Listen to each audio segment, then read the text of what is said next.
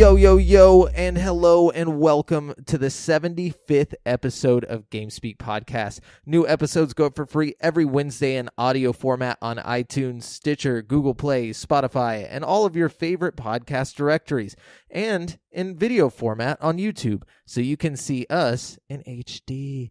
The show is two childhood BFFs bringing you all things video games. You can find us online at createforsanity.com, where you can listen to episodes, subscribe for behind-the-scenes news, read some radical articles, and buy sick t-shirts from our shop. Also, be sure to join the community in the Facebook group at facebook.com/groups/GameSpeakPodcasts to hang and talk games with other nerds like us. I'm one of your hosts, Jamal Aljaafreh, alongside the hostess with the mostest, Brentus Bassicus. What's up, man? Brent Bass. What I like is that. going That's on? like my Roman name. Brenticus Bassimus. Bassimus. Maximus. Maximus Bassimus. Maximus Bassimus. I like that. What's been up, man? Nothing much, man. How's life treating you? Oh, man. Well, I mean, later on where we talk about games we've been playing, Oh, you'll know yeah. how I've been treated. Oh, I like that. lately. I like that. Yeah, but I mean, outside of gaming, life has been treating me fairly well, you know? I mean, we got this nice little video setup going on. Speaking of which, guys, the last video we did was our first one with the green screen. This time, whenever we get to the weekly releases that we do in every episode, Pay close attention. yeah, on the video format. Like if you're watching video, you'll be able to see, clips from the games that we talk about. That way, you know what we're talking about. We won't even know what we're talking about. Yeah, I was about to say, I won't even know what's going on in the clip. But yeah, just a little heads up, a little bit of behind the scenes news. So Brent, what about you? What you been up to, man? Oh man, I my girlfriend's birthday was on Friday, so on Saturday I took her ziplining in Lake Travis in Austin. It was pretty cool. That? It was a good time. It was like one of the longest zip lines in Texas. In history.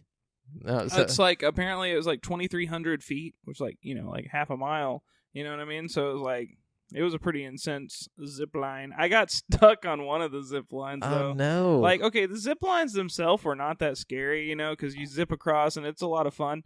But, like, okay, so I zipped across one of these zip lines, and it goes across this, like, huge canyon, right? Okay. And you're, like, way the fuck up in the air, right? And so I hit the other platform, and I, like, land on, like, this wooden plank, and I'm standing there, and my, like, zip thing bounces off and, like, starts zipping backwards, and it, like, pulls me off the fucking platform.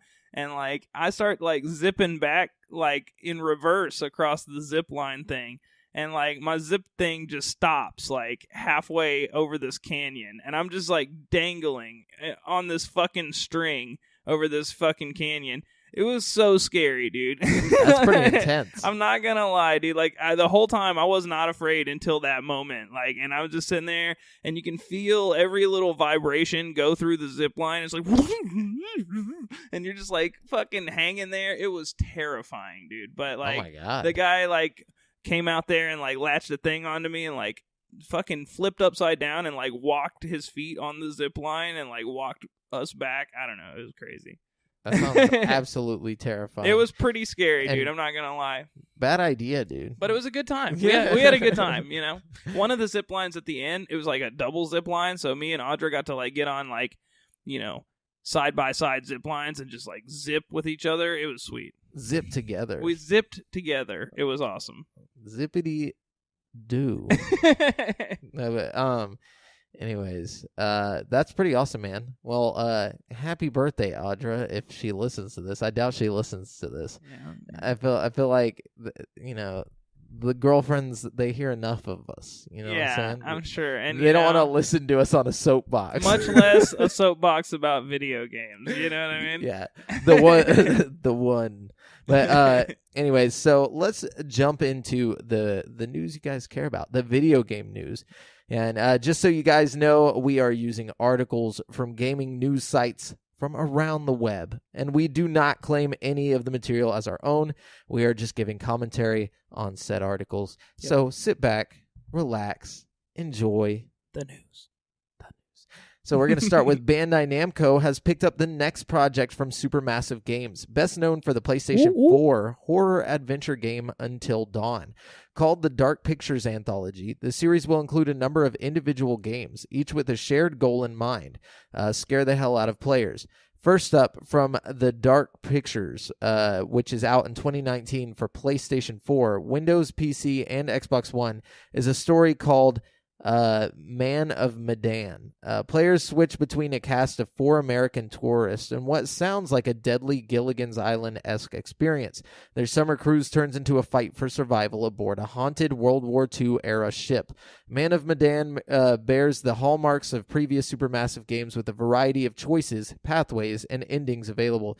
That's what this person at GameSpot said, but I saw the tweet I saw somebody comment to Supermassive Games on Twitter, and they responded. They said, we'll have different systems in Man of Medan, but you'll still be able to find clues to the story and unlock mysteries.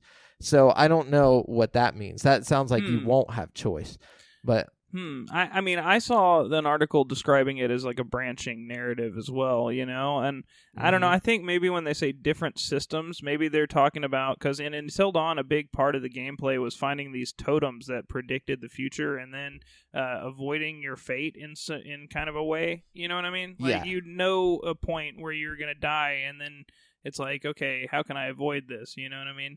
So I think maybe that might be something they're talking about, or I mean, they might just completely switch it up. It might just be a whole different game. Supermassive has made so many different kinds of games, like Bravo Team, freaking, Until Dawn, Rush of Blood, The Impatient. I mean, they're all just totally different, So yeah, who knows? But this is exciting because with Bandai Namco behind it, instead of PlayStation or Sony, we can expect it to come to Xbox and stuff, which is cool. You know what I mean? So, I mean, hopefully they put out something that's as good of quality as Until Dawn because, the Xbox people deserve that. Well, I think it will be. It looks good. And also, it looks really fucking good. Like, you saw the trailer, right? Yeah. Oh, man. It looks beautiful. And the fact that it's going to be multiple games, is exciting. And you saw that one guy? There's that actor. From Smallville? He's in Smallville, and he's in that other video game. He's been doing a lot of video game acting lately. That's the guy. That's Iceman, right? Yeah, it's Iceman. Yeah, from X-Men. Yeah. No, but that's exciting to me. It's cool that they're still using big name actors. Until Dawn had like Rami Malek and like Hayden Panettiere and stuff. So I mean, like Hayden Pantera. Hey, did I say it wrong? Is it? Oh wait, I really don't know how you say it. Pantera's like the band, right? Exactly. But it's like Hayden Panettiere. I just kind of I say it with confidence, and then I just hope it's right. Hope for the best, Yeah, I mean, it's a horrible last name. I'm gonna just say it. That's cool, though. I'm going to just say it right now. I'm going to just say this right now. Beyonce had the best album of all time. So Transference. That game Elijah Woods was talking about? All these celebs, man, trying to get into video games. Well, you guys already have your stuff, okay? No, I'm just kidding. No, but this is cool, though, It is cool. If they want to pump their celebrity money into some VR games, like, I'm all about that. Yeah. But no, Transference is the full game. They got a release date. It's coming out on September the 18th, okay? And there is a demo out right now that you can play on PlayStation VR. Oh, really? Did you try it? I did, but we'll talk about that. We'll talk about that later. We'll talk about that, but... Okay, but that's definitely, cool. If you got a PlayStation VR, check it out. Now, I will tell you this: it's a little hard to find on the PlayStation Store. It's not just in the demos under PlayStation VR like you would usually find it. You got to actually go in the store and go to search, and then go to Transference's game page, and then transfer. And then, like, scroll down, and eventually it'll come to like a little page with a demo, and you can download the demo. So cool. You're welcome. So, Shenmue 3 has received an official release date. The game will release on PS4 and PC on August 27th, 2019. The news comes from an announcement made by publisher Deep Silver at Gamescom 2018. Ooh. I haven't played any of the other Shenmues, so... Apparently they're really good, Yeah, I heard they're like the first, like, movie-like game. Yeah, I don't know. I mean, I don't know. I also have not played them, but I've heard they're great. Hitman 2, IO's interactive upcoming sequel to the series Hitman. 2016 reboot arrives this fall and takes Agent 47 to a range of new locations across the globe. A range. But players will also be able to revisit some familiar areas from his previous outing. The developer has announced that the maps from 2016's Hitman will be brought back for the sequel, all of them, and they will be updated with many of the new features that the game is introducing. All 6 locations from the previous Hitman title, Paris, Sapienza, Marrakesh, Bangkok, Colorado, and Hokkaido, will be released for Hitman 2 as part of the Hitman Legacy Pack DLC. IO hasn't announced pricing details for the DLC yet, but those who own 2016's Hitman will be able to download the updated maps in Hitman 2 for free. I like it. So that's cool. I mean, if you get Hitman 2, basically you get the first game remastered. Hitman. You know what I mean? So that's kind of cool. Hitman 2, you get Hitman, which I thought was okay. I enjoyed it a lot, and I mean, it's cool that it's, free. Yeah. So, CD Projekt Red, the Polish developer behind The Witcher and Cyberpunk 2077, has acquired a majority stake in another Polish developer, Spoko, that is making a new mobile game. There is no word on exactly what Spoko is making for CD Projekt Red, but The Witcher studio teased that it is giving Spoko access to at least some of its intellectual properties. In fact, Spoko came to CD Projekt Red to pitch an idea about one of the studio's brands.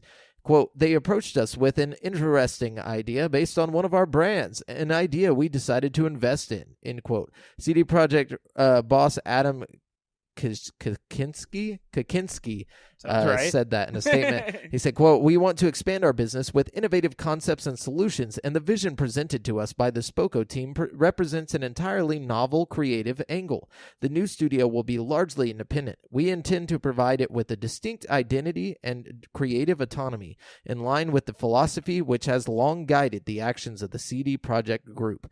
And so, like, the guys over at Spoko said, he was elated about their decision to invest in them, and he also teased that Spoko's new game for CD Projekt is far more advanced and ambitious as the more casual titles that the team has made before. Now, I was going to say something. Oh, yeah, there was some other news about CD Projekt Red. They dropped some screenshots from the Cyberpunk. Yeah, they dropped some of those, but then there was like controversy, so guys expect some controversy around the game. Yeah, so they made a tweet. They made like a homophobic tweet. Their PR. How so? So somebody posted something. I can't remember what it was. Man, it was like a clip or something like that, and they said Cyberpunk 2077, not for gay people. No, it wasn't like that. It was more like they played on that joke like, did you just assume my gender or whatever, something like that. But it was basically just like it offended a lot of people on Twitter, in the Twitterverse, and also I'm sure it offended a lot of people that are possibly homosexual. So, gender fluid. But anyway, so like, people were freaking out on them, and so we'll see what happens. I don't know if that will affect sales or what, but I think they released an apology and like a statement about it. So hopefully people understand that they probably just had an idiot PR person using their brand, like they just kind of trust him to do whatever, and he made that dumb mistake. So yeah, At the same time, I bet it's still going to be kind of a hardcore game. Like, I feel like if you're easily offended, this might not be the game for you. Yeah, you know what I mean? Like chilling in cyberpunk. Like from dystopia. all the descriptions I've heard of it, it's like very mature and you know what I mean? Like in your dystopian future, like he was just saying. Yeah, but see, the problem with the transparency today with corporations such as CD Projekt Red is that people see them as people now. So like you whenever you make statements, they're gonna come back to bite you in the ass if they're dumb statements.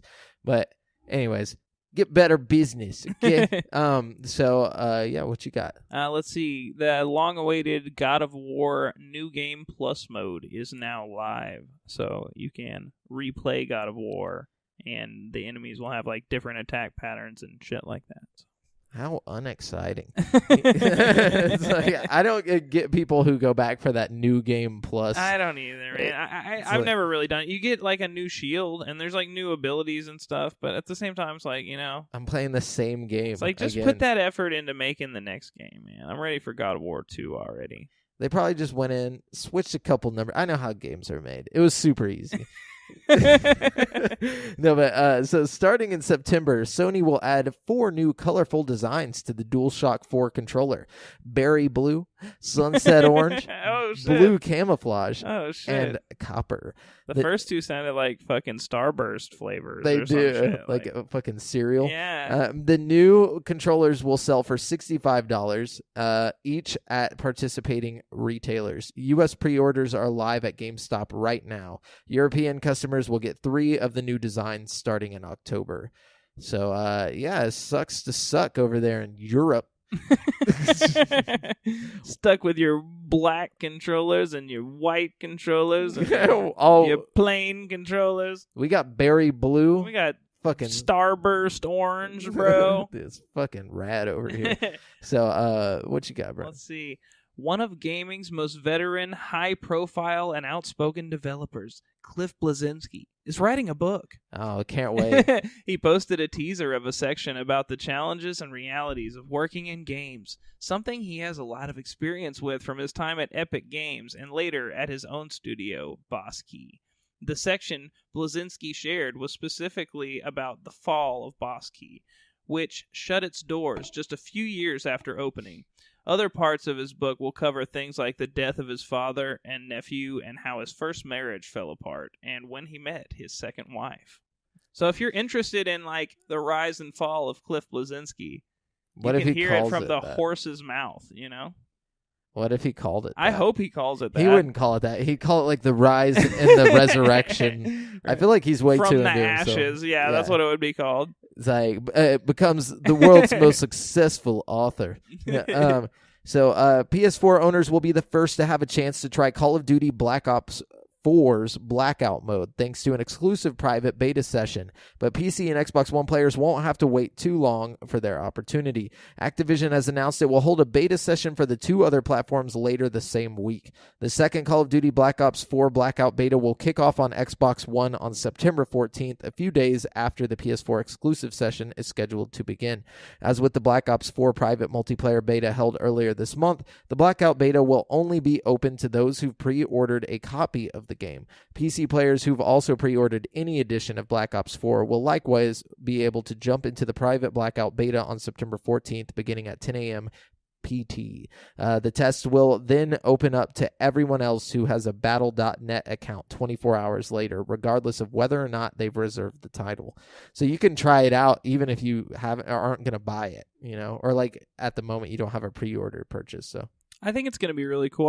This is what I'm most excited about with the new Black Ops game, honestly. Just to see how it fares in the I want to see BR how, like, mode. that AAA, makes a real PUBG style game. You know what I mean? With vehicles and shit, Fortnite's great and all, but I'm ready for something new in the Battle Royale experience. Everybody says, like, everybody's doing Battle Royale right now, but really, they're not. It's just everyone's playing Battle Royale right now. Everybody's playing Battle Royale. There's not a lot of options when it comes to Battle Royale. Otherwise, I'd be playing them shits. You know what I mean? Like, yeah. Well, I think Fortnite has received the Nickelback syndrome. Status, yeah. So like basically it's cool to hate on, Fortnite right now, even though it's a free, really fun good game, but whatever. Do you, if your friends don't like Nickelback, play Far Away as loud as you can. They'll love you for it. What you got?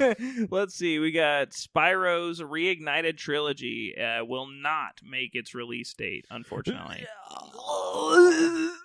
Activision announced today that the trilogy package will now arrive on November 13th, which is about 2 months later than its previously announced September 21st launch.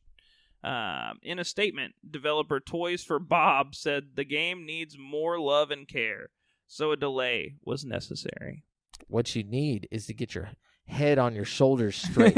You need to get your back in head the out of your office ass. and put this game out when it's supposed to come. No, I'm just kidding. I'm man. willing to wait. I want it to be perfect. Yeah, me too. I can't wait to try that out. It better be perfect. I'm thinking it's gonna be pretty good, dude.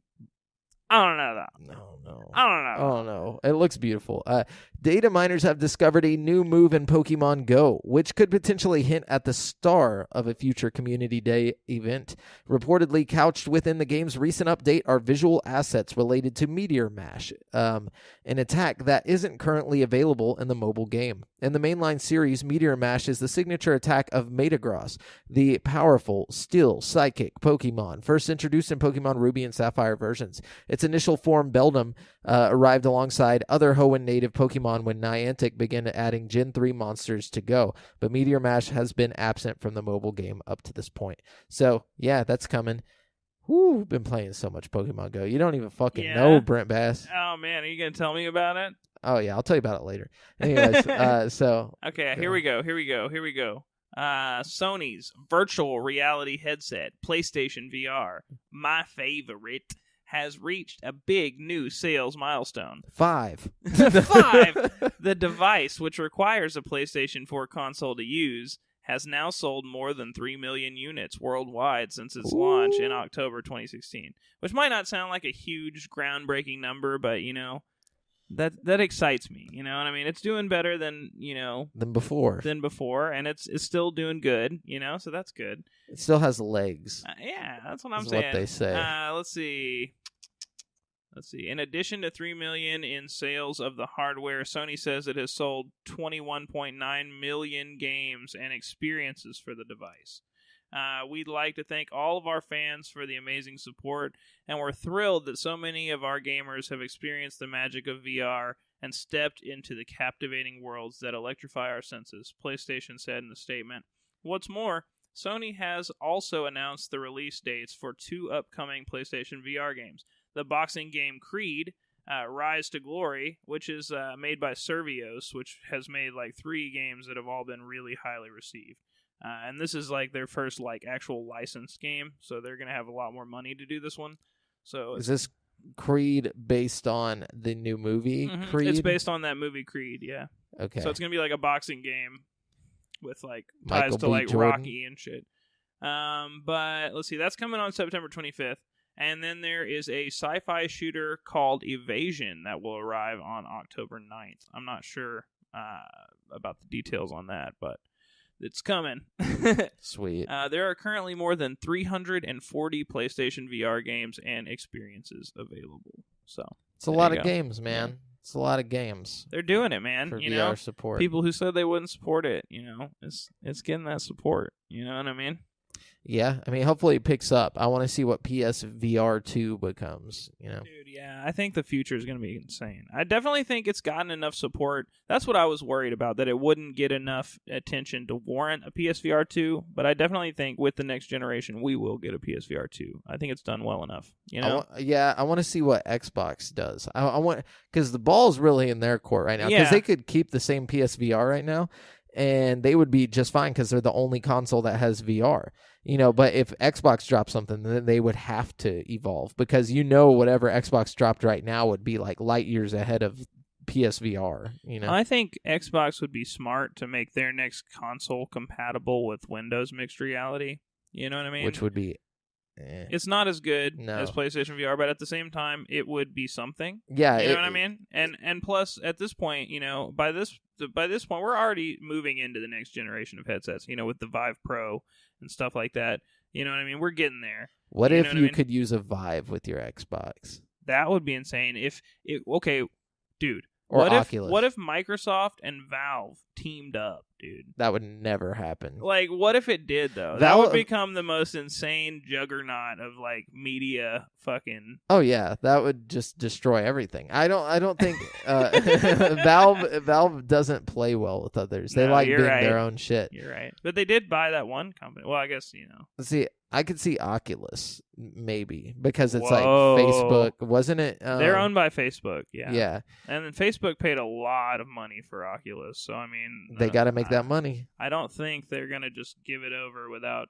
Oh, no, they trying to make do money that. off of it. It's like, oh, we'll make our headsets compatible with your console, but we get Yeah. a percentage of every sale. Yeah. Okay, yeah, I could see that. That would be cool. Yeah. And then Xbox would have more exclusives because Oculus has a roster of VR exclusives right now that you can't play unless you have an Oculus. You know what I mean? Hell yeah. So, I mean, that would definitely bump up Xbox's exclusives. You know what I mean? I don't know. Or Give it since kind of the edge over PlayStation in that regard. You know what I mean? Elon Musk is on his downfall right now.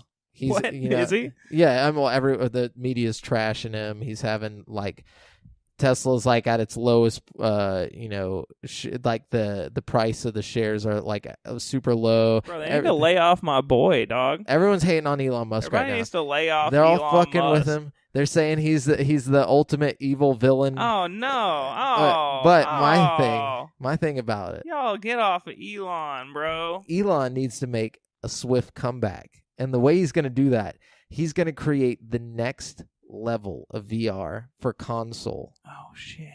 And it's going to be specifically for Xbox. That's it. Anyway, so Amazon has announced that effective August 28th, Prime members will no longer receive 20% off of video game pre-orders. Instead, the online retailer will implement a new benefit that gives customers a $10 Amazon credit for pre-ordering select games. Depending on how many games that ends up being, this could severely cut the savings Prime members receive when buying new games. Amazon has offered the 20% pre-order discount since 2016, effectively bringing the price of a standard $60 game down to $48 for Prime members, saving $12 right off the bat. Dang. Yeah. That's dope. So they're fucking everyone. I'm paying $100 a year for you, Amazon Prime, and you're just going to come in here and take away the savings that you were given to me? That's not very Prime of you guys. Okay, I like that one. Here you go, Jamal. I've got some news that I think you're really gonna like. That's gonna cheer you up from this horrible Amazon Prime news. Yeah, better. No, the classic I can't talk. The classic first-person shooter series, TimeSplitters, is now under new ownership. We played the shit out of TimeSplitters growing up. TimeSplitters, man. TimeSplitters 2 specifically on GameCube, PS2. Such a fucking good game, dude. It was the next best thing for co-op outside of Halo, in my opinion, at the time. Mm-hmm. And it also had a very cartoony, like, fun. It was almost rare. Like it was like a rare game. It was. I mean, basically because it was created by a team that was comprised of the people who worked on like Perfect Dark and GoldenEye. Yeah. Okay, so yeah, both games. They had people from the dev teams from both games. It was supposed to be a modern take on the GoldenEye games at the time, which is funny to think about. It didn't have anything to do with the plot of GoldenEye. No, just that gameplay because Halo had already came out. So the type of gameplay that TimeSplitters 2 had was very fast and kinda almost arcadey in a way. Yeah, like the crosshairs moved in the little window. Like you didn't move the gun, you moved the crosshair. So like it was very strange, but it was awesome. And that I think they could do so much with it. Like it was so ahead of its time in that like action arcadey style and like having so many people play in one multiplayer match. That I think like a battle royale type game coming out of it, or dude. Like anything could work with that. You could even do a hero shooter. If you do a TimeSplitters game, I want a sick ass story. I really do. Oh yeah, of course, I mean? And full couch co-op. Demand it. Yeah, definitely. Let me give you the rest of the article. Yeah, go ahead. I'm sorry. No, it's okay. THQ Nordic has announced its subsidiary Koch Media has acquired the IP. It's Koch, I think. Is it really? I don't know. Is it? Every time we bring up this name, I'm gonna fuck with it until we get Koch, because it just sounds right to me. Koch Media has acquired the IP along with the rights to the cult favorite sci-fi shooter Second Sight. I don't really know what that is. No, me either. Despite its long inactivity, the TimeSplitters series was a fixture of the PS2, Xbox, GameCube era. It was developed by Free Radical, a studio founded by many Rare veterans. Oh, there we go. Who worked on GoldenEye 007 and Perfect Dark. The series' final installment to date, TimeSplitters Future Perfect, released in 2005, after which point Free Radical was acquired by Crytek and became Crytek UK. Deep Silver, another subsidiary of THQ Nordic, acquired the developer in 2014, and it became Deep Silver Dambuster Studios. Quote, "We are hugely excited to have acquired TimeSplitters," said Koch Media CEO Clemens Kundratitz. You say Kendrick Cumrag Tits? Kundratitz. Look, let me tell you how his last name is spelled. It's Kundratitz. Condatritz? Kundratitz. Is it ending with tits or trits? It's tits with a Z.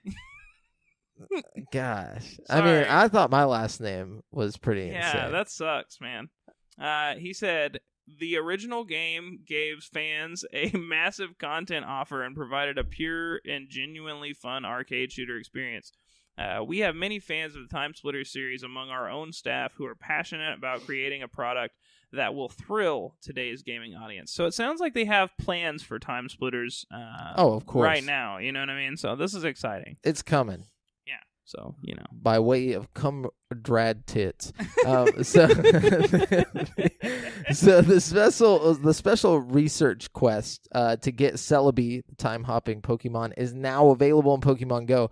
So I've been working towards the Mew special research quests. But just so you know, anybody who's playing, all of your progress towards Mew is still there. You can still get Mew by going through the special research. You just have this added thing you can do now to get Celebi and go through the 8 different, little list of things to do. Man, I can't wait to get Mew. Anyways, so go ahead, Brent. What you got? I think that's it. That's all I got. Okay, I'm gonna keep rolling. Yeah, lay it on me. So lay it on thick. Oh yeah. Okay, so Far Cry 5's next expansion, Dead Living Zone. Actually, I'm gonna save that. Okay, I'm not as news, but I have it later. Anyways, one of gaming's most veteran, high-profile, and outspoken. Okay, we already talked about that. Dang, I feel like we've already talked about everything. We hit it all? We hit it all. I'm sorry, guys. No, it's okay. Sometimes we both get the same news. I feel like we usually have more news than this. You know what I mean? So, I mean, it's kind of a light week. Yeah, it is. It's all right though. It's like light, but it's heavy. TimeSplitters being rebooted is big news. That's here. Good news right there. I'm telling you what. It is. It's like just finding out that you're about to have your first child. It's about that good, yeah. Yes. So this week's releases is where we're going right now. This is where you can find out what new games are coming out in the next 7 days, starting with Donut County. It's coming to PC, Mac, PS4, and mobile on August 28th. I couldn't find a price for this game. Who is devouring Donut County? It's you! Play as a mysterious growing hole in this physics adventure game. Donut County is a whimsical physics toy that explores negative space by giving players control over a hole in the ground. Every time you swallow something, the hole grows a little bit bigger. Play with the characters and objects, all driven by physics, to devour everything in the scene. Combine objects for surprising effects and solve puzzles by launching objects back out. The game centers around a teenage girl working at Donut County, a Los Angeles-inspired coffee mug-shaped donut shop. One day, the girl gets a mysterious delivery from some raccoons, a box of irresistible donuts that open holes all around the county. Oh my god, I'm not going to be able to play that game because I'm going to want donuts the whole time. I'm going to want a pet raccoon. Donuts are the worst thing because, I always want donuts at times when I can't get donuts. At least not the kind of donuts I want. What kind of donuts do you want? Are you talking old-fashioned? I just want some donuts that are better than the ones you get at Walmart or something. I want some legit donut shop donuts. From what's it? Donut or Shipley's? Shipley's, yeah, that's a good one. Man, Shipley's, dude. You know what I don't like? Dunkin' Donuts, man. Dunkin' Donuts is whack, dude. They're whack as fuck, bro. And they always look so good. And you get the donut, and you're like, "This is gonna be the dankest donut." And you bite into it, and you're like, "Oh my god." This was not the dankest This is donut. not at the dankest donut at all. When I lived in Tennessee, I had a roommate that worked at Dunkin' Donuts, and he would always bring home these crazy donuts. They have like Oreos and shit all over it, and it's like just so bad. And they all taste exactly the same. Bad. That's the thing, man. It's like even like the commercials for Dunkin' Donuts, like back in the 90s, you know, back before we had one near us here.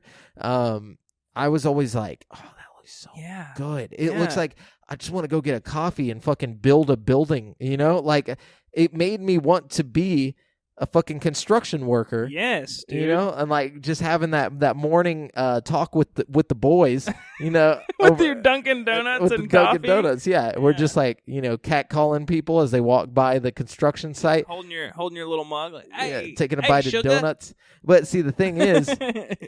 It's not like that. We got one in Conroe. No. It's plastic. It's so bad. That's what it looks like. Anyway, so Far Cry 5, Dead Living Zombies DLC is coming to everything on August 28th.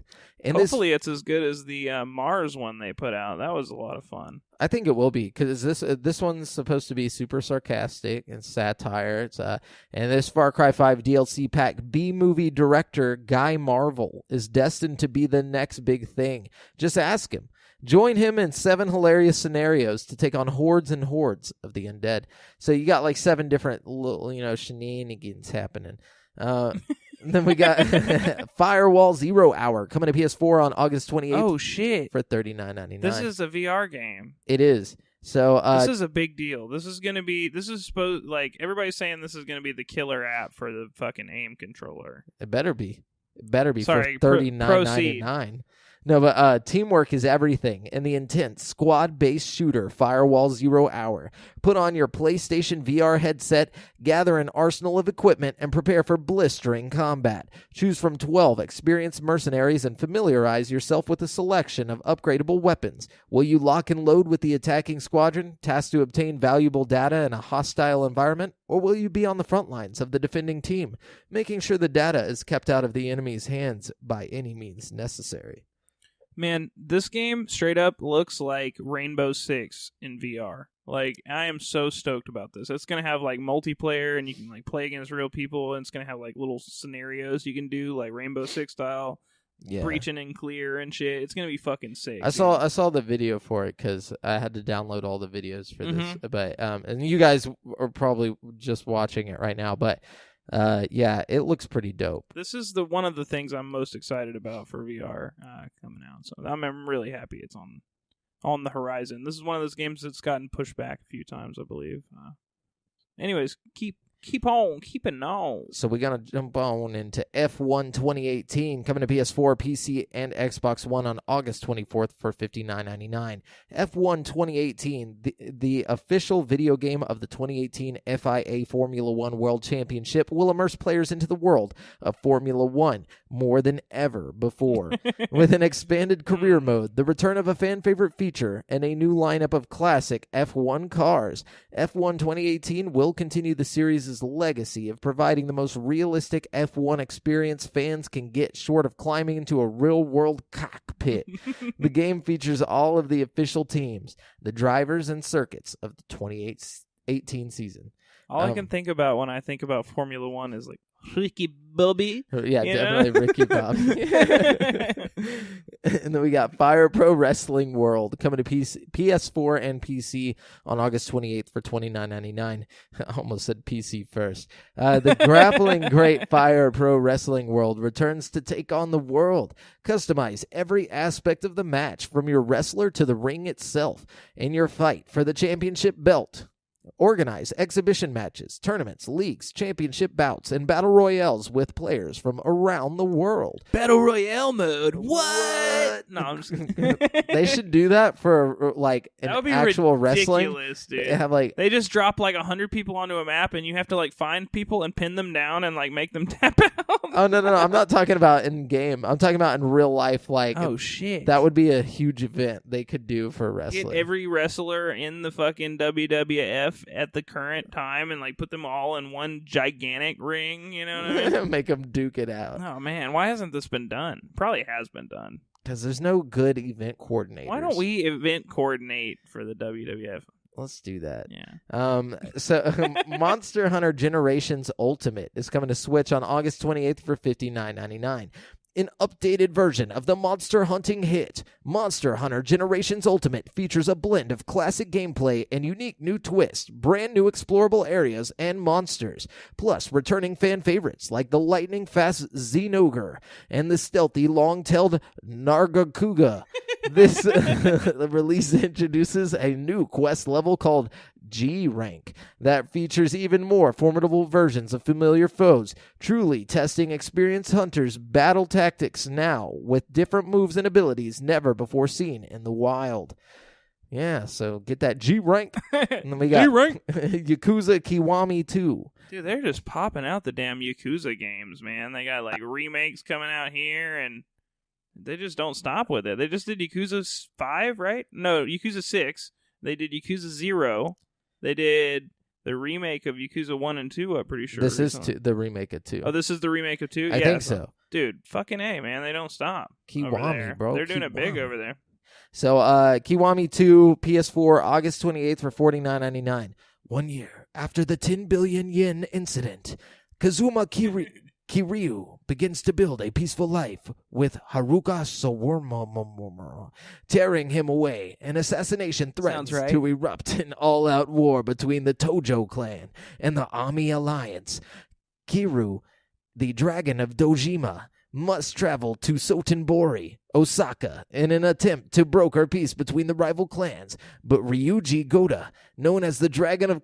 Are you guys following this? As the Dragon of Kansai, will stop at nothing to get his war. You lost me like a minute ago, man. Like, and it has I hope the picture that's playing up there is like really descriptive, you know what I mean? Yeah. It says, Kiwami 2 is a recreation of the original Yakuza 2, completely rebuilt in the Dragon engine, the same engine used in developing Yakuza 6, The Song of Life. Forgot we were talking about Yakuza. It's getting ready to...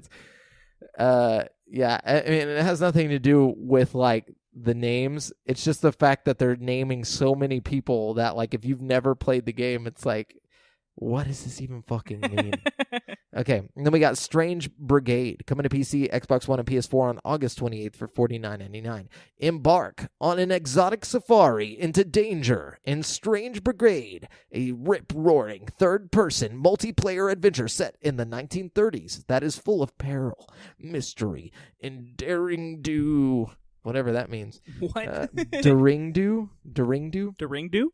Doringo? Doringo. There are remote corners of the British Empire where the supernatural lurks and the shadows linger, where few dare go and fewer return. In Strange Brigade, you will encounter fantastic and forgotten civilizations shrouded in mystery, uncover treacherous tombs, and test your wits against unfathomable foes. And then we got Torn, coming to PC and PS4 on August 28th. Another VR game. Yep, couldn't find a price for this shit. You're just dropping them, man. I love it. All the time. Deep in a forgotten forest, video blogger Catherine Patterson discovers an abandoned mansion filled with strange machines and disturbing experiments. This is the home of Dr. Lawrence Talbot, who was reported missing more than 64 years ago. Patterson realizes this could be worth millions, the story of her career. But when she meets Dr. Talbot in person, alive, trapped in a strange new dimension and missing his body, Patterson realizes she was wrong. This is the story of a lifetime, but Torn is a dark science fiction mystery which opens as a narrative puzzle game, then evolves into a dark character-driven story as you slowly uncover the truth about Talbot in the new dimension he calls the Parallel. That made no sense. I think it's going to play like one of those like walking sim kind of games, but just in VR, you know. How does he even know a body, though? Maybe it's like his spirit, and he's going to be like the dude from Power Rangers, you know, and like a tube. Did you just call him that dude from Power Rangers? Zordon? Yeah. Let's show a little respect. Excuse me. Sorry, Zordon. God, dude. Oh, jeez. Fuck. Pardon me. So much blasphemy in this show. I apologize. The King's Bird is coming to PC on August 23rd. Couldn't find a price for this game. The King's Bird is an artistic momentum-based game that seamlessly combines precision platforming with physics-based gliding. Escape into a world kept secret by a tyrant and discover the truth about your freedom. And then we got Pro Evolution Soccer 2019 coming to PS4, PC, and Xbox One on August 28th for $59.99. Prepare for the power of football as Pro Evolution Soccer 2019 ushers in the next installment of the soccer phenomenon. PES 2019 is more authentic than ever, with more fully licensed leagues and stadiums, more club licensed partnerships, and a host of new legends. Fans will be able to experience lifelike player movement, making PES 2019's famed superior gameplay even greater, as stars like David Beckham, Felipe Coutinho, and more have their unique playing styles brought to life. Sweet. And then we got Bow to Blood, coming to PS4 on August 28th for $29.99. In Bow to Blood, you will compete to become champion of the arena as its inscrutable overseas test you and your fellow challengers in a winner-takes-all fantasy reality show. Stand at the bridge of your mighty airship with immersive high-tech controls that respond to your touch as you pilot the ship, task your crew, aim weapons, route power, and even pull your trusty sidearm when things get up close and personal. Your AI rivals in Bow to Blood have their own motivations, objectives, and personalities. Assist your fellow challengers and gain their support, or exploit them for personal gain and earn their enmity. And then we got Hacky Zack coming to Switch on August 23rd for $9.99. You're Zach. Juggle balls with unique properties through platforming puzzles to a goal at the end of each stage. Help Zach fill his treasured book of stickers to unlock optional challenge levels, where you race against the timer to destroy targets as fast as possible. Man, that sounds bad. Hacky Zach, bro. Hacky Zack. What you know about Hacky Zack? I don't know about Hacky Zack. Yeah, I really don't know. But that's it for this week's releases, guys. Oh, man. Go get you some new games. Good week for VR stuff. Definitely.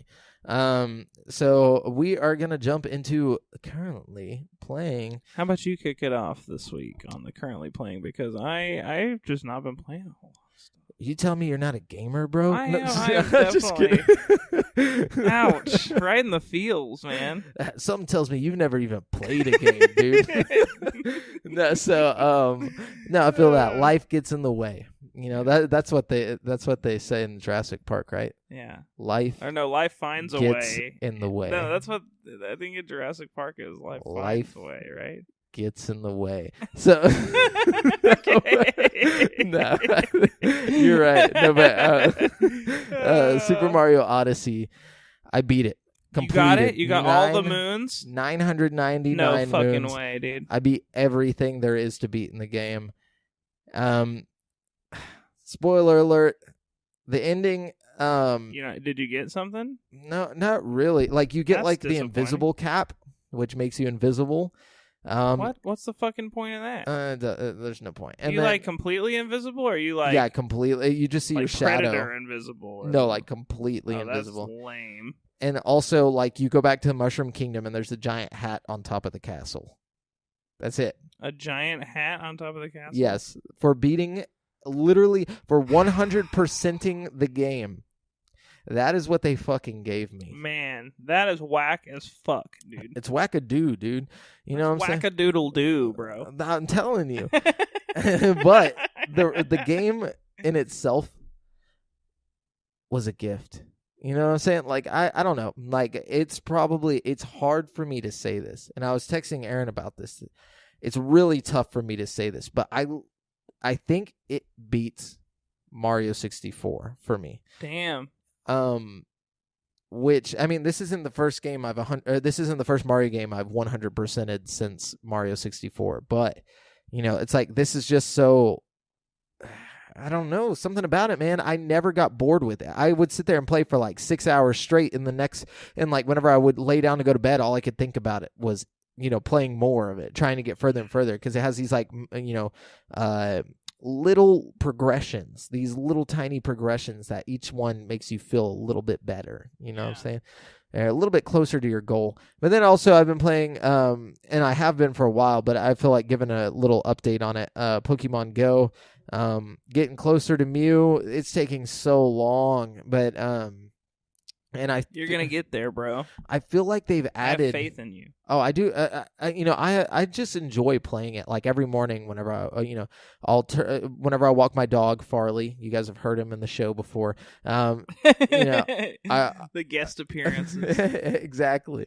I walk him in the morning, and I'll be playing, letting trying to put some kilometers towards my eggs, but at the same time just catching some stuff, sending gifts out to my homies.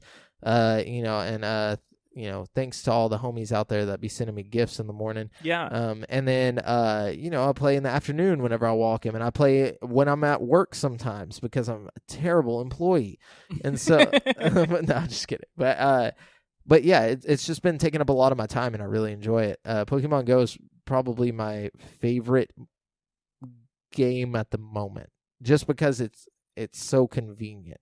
And, like, you're always progressing. I like progression. I don't know what that is about me. Yeah. But I just like to progress. If I can't progress, I don't like it.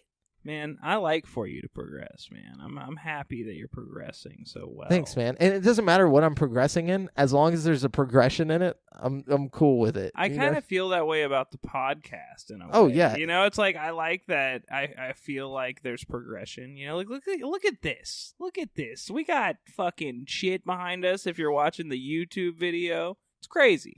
Yeah. Progression. It'll only get better from here. This is the bottom. You count every day as the bottom, and you just keep walking up the stairs. Yeah.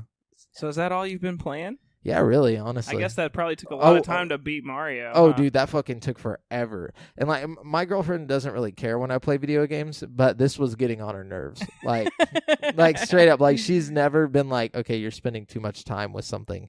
Like, she's normally just like, oh, it's whatever. And she's like, are you still, like, just doing that? Like, and I'm like, I don't think you understand.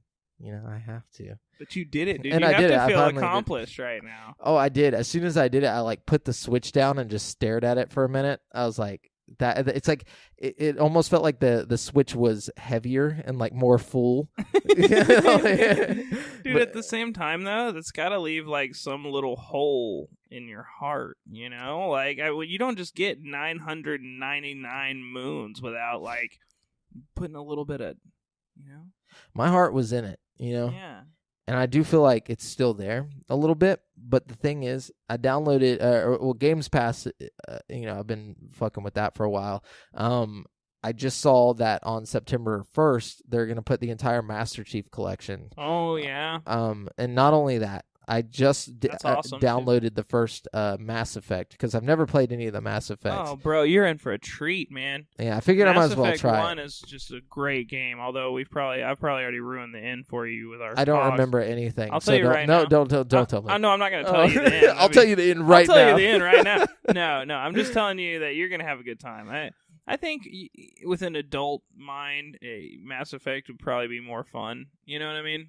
I don't know. Yeah, well, that's what I'm hoping. I kind of want to go back and play it again now that I'm a little more grown up. Yeah, I'll be more focused on the lore and the story. Because, like, whenever I was a kid, if it wasn't Star Wars, I didn't give a fuck. The lore and the story are great. And you can tell they draw a lot from Star Wars with, like, the way the politics and stuff work. You know what I mean? I don't know. Yeah, I've heard it likened to a knockoff Star Wars. It's like Tom Clancy does Star Wars almost. You know what I mean? I like it. That's kind of how it feels to me. It always looks like brute force aesthetics to me. But anyways, what have you been playing? Okay, so I haven't been playing much because we went ziplining and we were gone for the weekend, and I've just been working and this and that. But I have I've been playing the shit out of that UFC game still, UFC 3. So I'm just going to tell you guys now that I'll probably be perpetually playing that game for, like, the rest of my life. You know what I mean? Just give updates. Like, That's how I feel. That's what I'm doing with Pokemon Go. Because, like, technically I could say that every week. Yeah. But... Well, I'll tell you right now, update. I made my first fighter. I had it on too easy of a mode, and I just beat the shit out of everybody, and I was, like, the champion in, like, 2 weight divisions. And so I was like, okay, I got to crank up the difficulty. So I made this girl fighter. And I had already told myself if I lose, I'm not going to, because you have the option if you're on an easier difficulty than, like, hard to, like, you can replay your fights, you know what I mean? But I was like, I'm doing this Fire Emblem style. So if I lose a fight, I'm I lost the fight, and I just got to accept it as a loss on my record, Ooh. And so I played as my girl, and like her record was like 22 and like 11 or something like that, And like I lost too many fights at the end of my career, and Dana White like kicked me out of the UFC, and I had to retire, and it was really sad. So now I've got this other character, and he's just insane looking. He's got like a big blue afro and like a blue mustache, like handlebar mustache, and I've tattooed his whole body blue, like from head to toe, just blue. Like the Blue Man Group blue? Like the Blue Man Group blue. And then I've tattooed a yellow circle on his chest with a black star in the middle, so he kind of looks like a superhero almost, So why? I don't know. I just wanted him to look crazy as fuck. But then I forgot to give him a name, and you can't go back and edit their name after you make him. So his name is just player name. You know what I mean? Sad. That's depressing. It's really sad because I put so much time into like tattooing his whole body. Couldn't even name him. What would you have named him? I don't know. I'm probably like blue guy, or it would be an equally stupid name. So I'm not that butthurt about it, but I kind of wanted to make him like from Japan or something stupid. I don't know. What does that even mean? You can choose like where they're from? Yeah, because when they're like walking out to the ring, the announcers got to like say all their shit. Japan! From Houston, Texas, or wherever, you know what I mean? That's pretty dope. Yeah. I like it. Yeah. Let's see. But I knew, I was like, last night I was like, oh shit, I finally have some free time. I was like, I can finally play some games. I was like, I need to play something. So like, I downloaded a couple of free PlayStation VR experiences that I haven't had a chance to try yet. I did the We Happy Few Uncle Jack Live VR, which is interesting. It's like a little segment of We Happy Few, and you're in VR. And, like, it's kind of stupid. Like, you do a teleprompter for this dude who's, like, reading the news, and, like, if you feed him bad enough news, like, the thing will get shut down, and, like, then you can, like, take this joy, and you, like, fly, and you, like, feel like you're flying. It's kind of cool, but it's, like, meh. And then I played the Transference demo that came out. And holy shit, dude.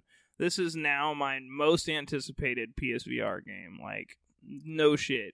Like, it is so good, dude. Like, Transference, the Walter test case, is what the demo is called. Okay? And it's like, it's a little bit hard to explain. But it starts you as, like, one person, and you're in this like house, and it says like 2002, and like the house kind of has like a green glow to it.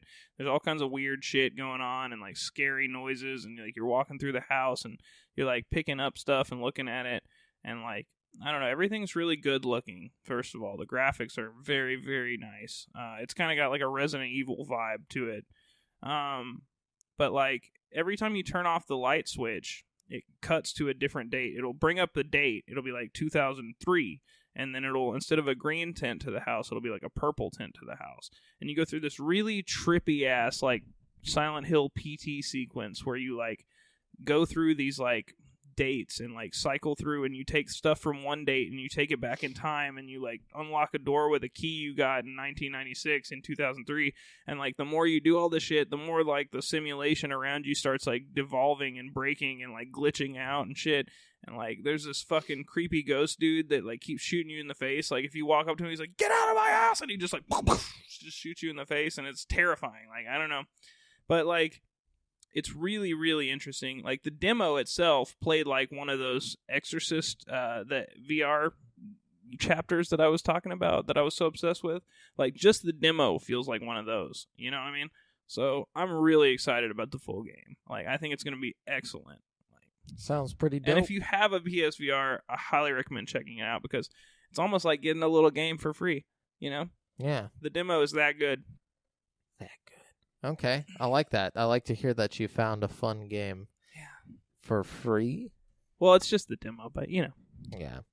It's still free, though. Yeah, true. It's the only way we play, though. No, I'm just kidding. No, but, yeah, so that's what we're currently playing. We are going to jump into the topic of the show today, guys. And the topic is video games that change the way we game. You know? Yeah. That's the way we game.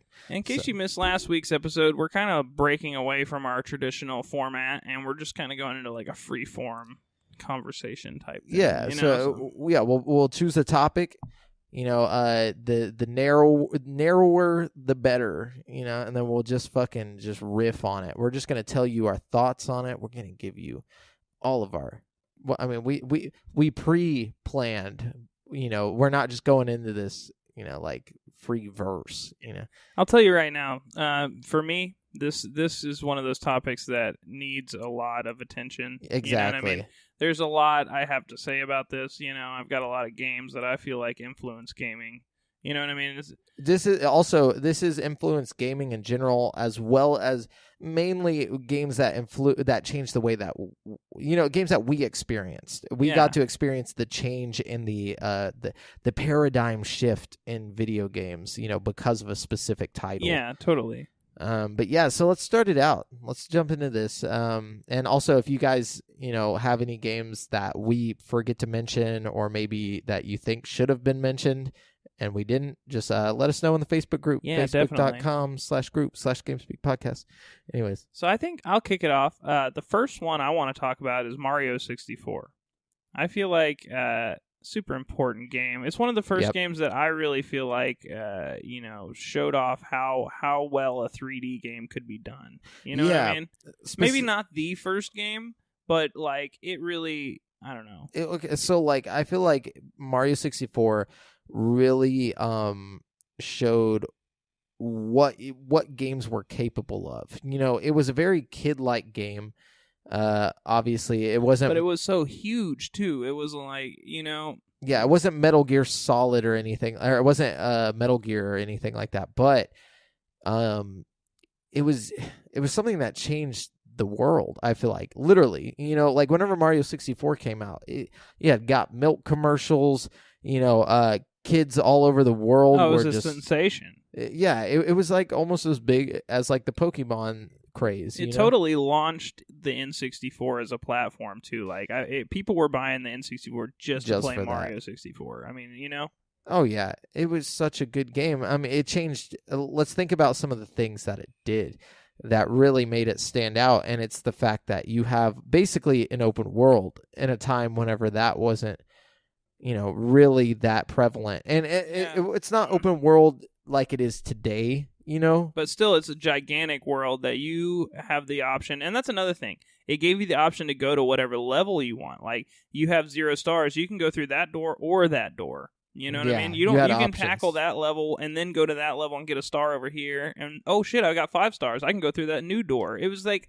this sensation of, like, exploring and finding stuff that was just magical. Exactly. And it took something that everyone was familiar with and put it in a whole new perspective, and like it worked. Like it could have easily been bad if you think about it. Like, you're taking Super Mario Brothers. It could have been, or like originally it's this 2D platformer, and then you go to 3D space. Nobody's really used to especially with the N64 controller. That controller was fucking insane. Oh yeah, it really was. Like, the way they made that work with one analog stick and like the camera and stuff, Lakitu, that the whole camera system was like revolutionary. It was. How you could click the button to like make the camera position behind you. That was used over and over again in countless 3D platformers after that. You know what I mean? For the console. Like, I don't know. Yeah. And I just feel like Nintendo really revolutionized with that.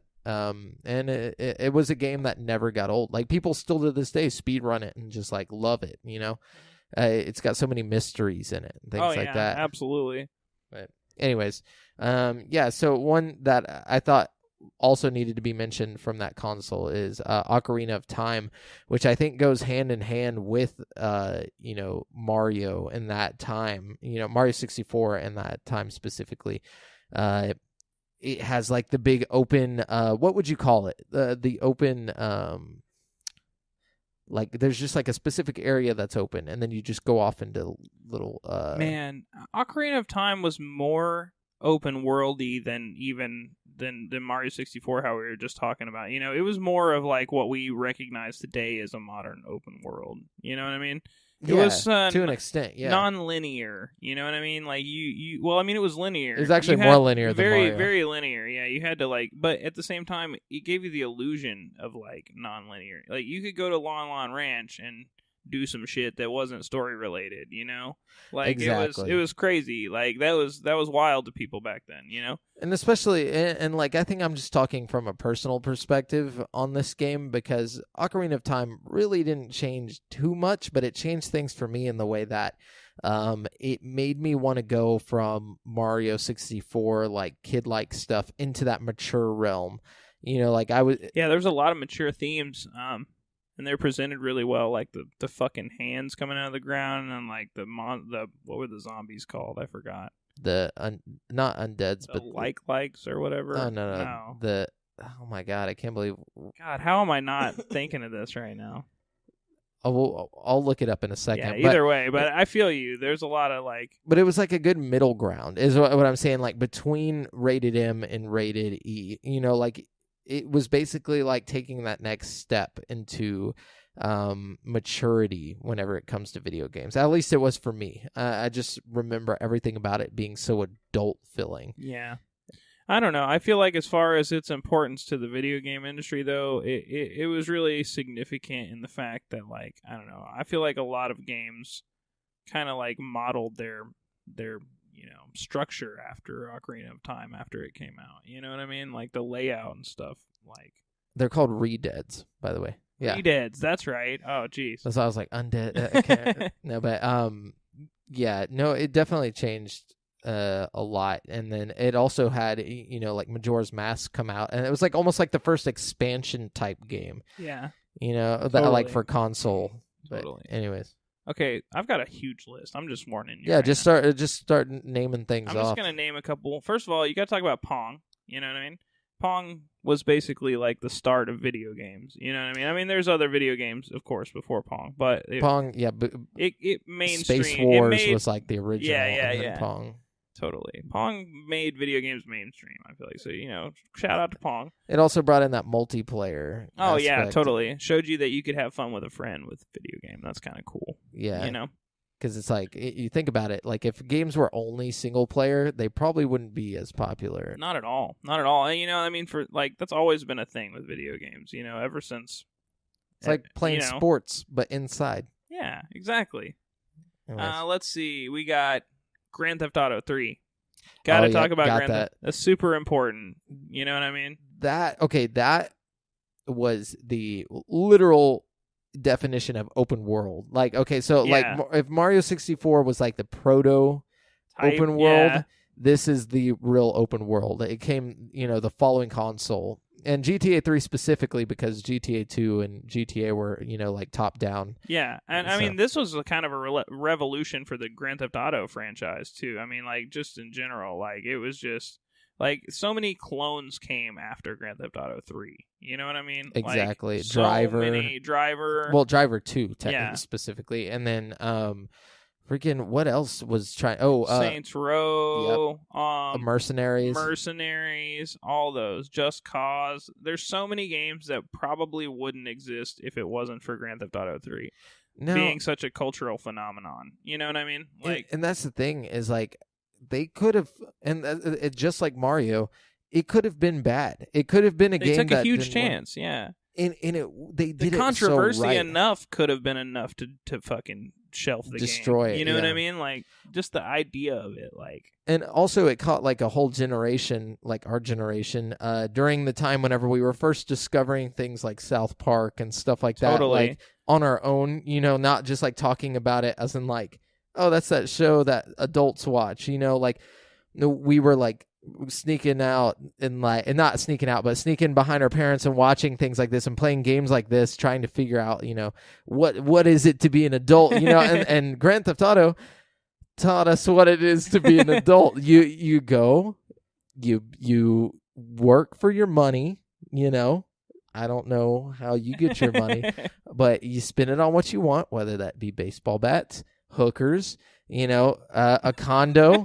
Like, it doesn't matter, you know. But no, it didn't really teach us those things, but it was fun. You know, it's the thought No, but I see what you're saying. The thing about Grand Theft Auto is like it was shocking as fuck. You know what I mean? Yeah. Like for the time, it was absolutely outrageous. You know what I mean? But the freedom to just take a car, any car that you see, anything you see, you can drive it.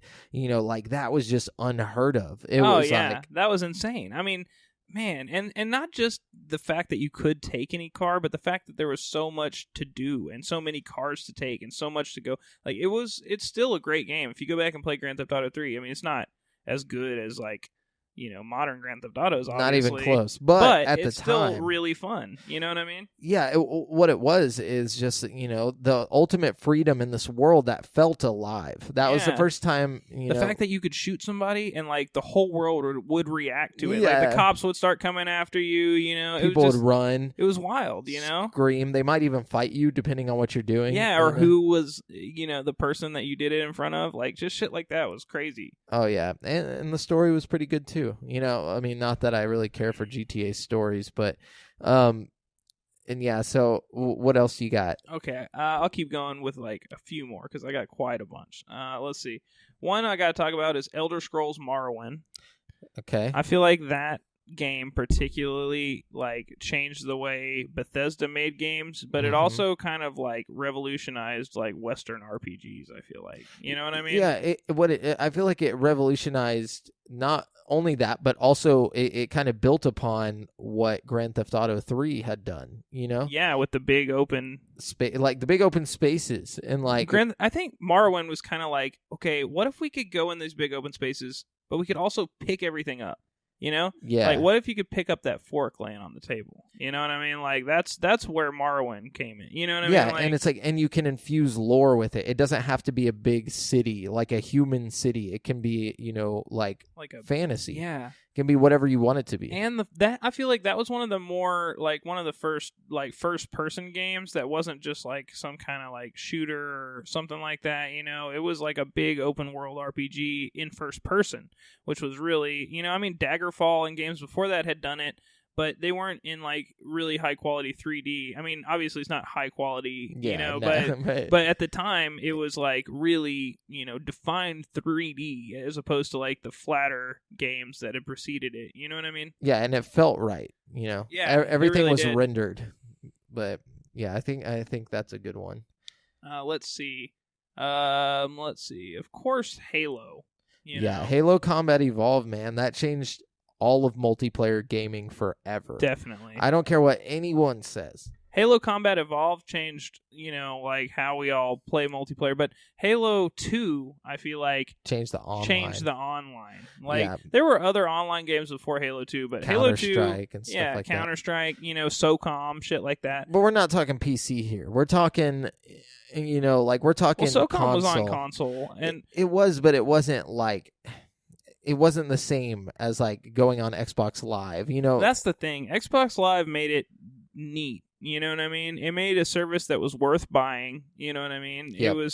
I don't know. And it was at a time when almost everyone was starting to get high-speed internet, so it was possible. You could even use Xbox Live with like relatively low-speed internet. You know what I mean? Like, you only needed like, you know, just a little bit for the early Xbox Live. You know what I mean? Yeah, and I mean, but even then, just like, you know, the lower end high speed was still expensive as fuck. I remember that shit was crazy when it first happened. I remember like playing Crimson Skies against people online and thinking like, how is this happening? Right now? Oh my like, gosh, dude. How am I doing this? Like, it was the future in the past. It really was, and I don't know. I think Halo has a lot to. We have a lot to thank Halo 2 for like that. You know what I mean? Well, and just going back to the first Halo changed the way that people use gamepads.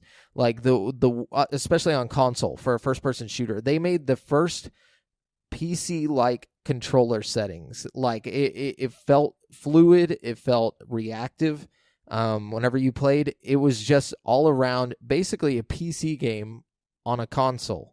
You know, yeah. You also gotta like go back a little bit to like there's this game. It was an Alien game on PlayStation 1. It was the first game to use the fucking dual stick layout that's so popular now, and it got like really bad reviews because people couldn't use it. People couldn't figure out the goddamn controls. You know, But like now, that's all everybody does. You know what Yeah. I mean? And it was kind of a pioneer in its own right. You know what I mean? Well, you have to think about who probably reviewed back then. You know, they had never felt anything like that. We grew up on it as kids. We were like trained as children. And there's definitely a learning curve. I mean, you take anybody who doesn't play video games very frequently and you try to throw them in like Call of Duty or something, like they're they're not going to be able to move around right and stuff, Just run into walls and stuff. Yeah, it definitely takes some hand-eye coordination and like practice. But I mean, like, it's funny how it comes natural to our generation, and like, I mean, in every generation after, and maybe even a little bit before us. But for the most part, like, our generation came in with Halo, and like Halo just made it solid for everybody, I feel like. Speaking of all these like prolific shooters that changed the shooting genre, I feel like you got to mention Call of Duty. You know what I mean? You do. Because, like it or not, Call of Duty has had such a huge influence on the gaming culture and shooters as we know it. And even, I think, like, how people approach multiplayer games and how, like, games nowadays are just being launched with only multiplayer. I think the fact that Call of Duty does so well in its multiplayer department has a lot to do with that. People think, oh, I don't have to make a story anymore, because, like, look at Call of Duty. They don't need the story to do well. You know what I mean? It's just about content rather than, like making it specific content. It's about quality. Also, we have Call of Duty to thank for the left trigger aim down the sights. Yep. That is a big fucking staple of shooters nowadays. And sprint. Oh, my God. Yeah, and the sprint, imagine playing a first-person shooter where you without can't the stick sprint. Oh, my God. Like, it would not make sense anymore. It's crazy. It just doesn't make sense. Like, if you try to go back and play the original Halo, there's no sprint, and like, or Halo 2 even, there's no sprint. So it's like, it just feels so off. But that's the thing, is like, all of these things are a progression of one another. So like, you wouldn't get Call of Duty without Halo, Yeah, but exactly. It's like, that's why they all kind of deserve to be talked about at the same time, I feel like, because they all are like little stepping stones in what we now know as the kind of format for shooters. Like, you pick up one shooter nowadays, you can pretty much play it if you know like how to play shooters. With a few minor tweaks, you'll be good. You know what I mean? Yeah, it's literally just one thing. It's weird, when a game comes out and they change the jump button to Y or something. Oh yeah, it's like, what Bethesda the fuck? does that in almost all their games, like Dishonored, fucking Fallout, all that shit. They always have the Y as the jump. And that throws me off. But I respect that. I feel like they just feel like it's better there. And and once you get used to it, it works well, But then try going back to Call of Duty after you've played like hours on end in a Fallout or something. It's funny. It's true, but then again, you also have to think in a game like Fallout, you need the A button to like interact with stuff more. You know what I mean? Like, yeah, true. Let's see. Okay, one I feel like you got to mention is Indigo Prophecy. Never played it. Okay. This was David Cage's first game. If you're in Europe and you're listening to this right now, it's actually called Fahrenheit. They changed the title of it for North America for some reason. I don't know why. But this is David Cage's first game. It's like a supernatural thriller about these people who like kill people and then like wake up over the dead body and don't really realize how they did it. It's this big like story. It's really interesting. But I feel like personally that this kickstarted the trend of like, Beyond Two Souls, obviously, games like that from Quantic Dream also, but it started like Telltale games, it started like, super massive games that are so popular. All these like narrative driven games, I feel like have a lot to thank, have a, lot to do with Indigo Prophecy. You know what I'm saying? Gotcha. Yeah. They brought that narrative. They really did, in my opinion. As far as I can think, that's like the first game that really did it and made you feel like your choices had consequences. You know what I mean? Yeah, definitely. I mean, I've never played it, but I've seen people play it and stuff like that, so I get what you're saying. Another one that I was going to bring up is Final Fantasy VII.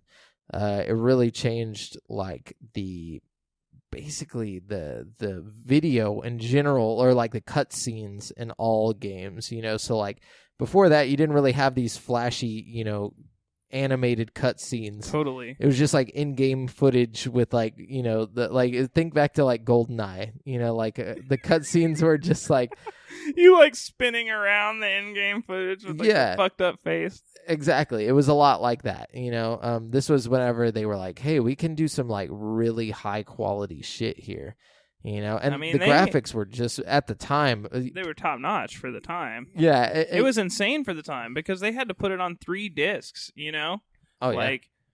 I don't know. The thing about Final Fantasy VII is, like, it was such a big game. Like, I don't think we'd have these big behemoth, like, I mean, we would. There were games that were really long before this, but, like, that was the first game that tried to make it that high quality for that long, Like, they switched from Nintendo consoles because they knew they couldn't pull it off. Yep.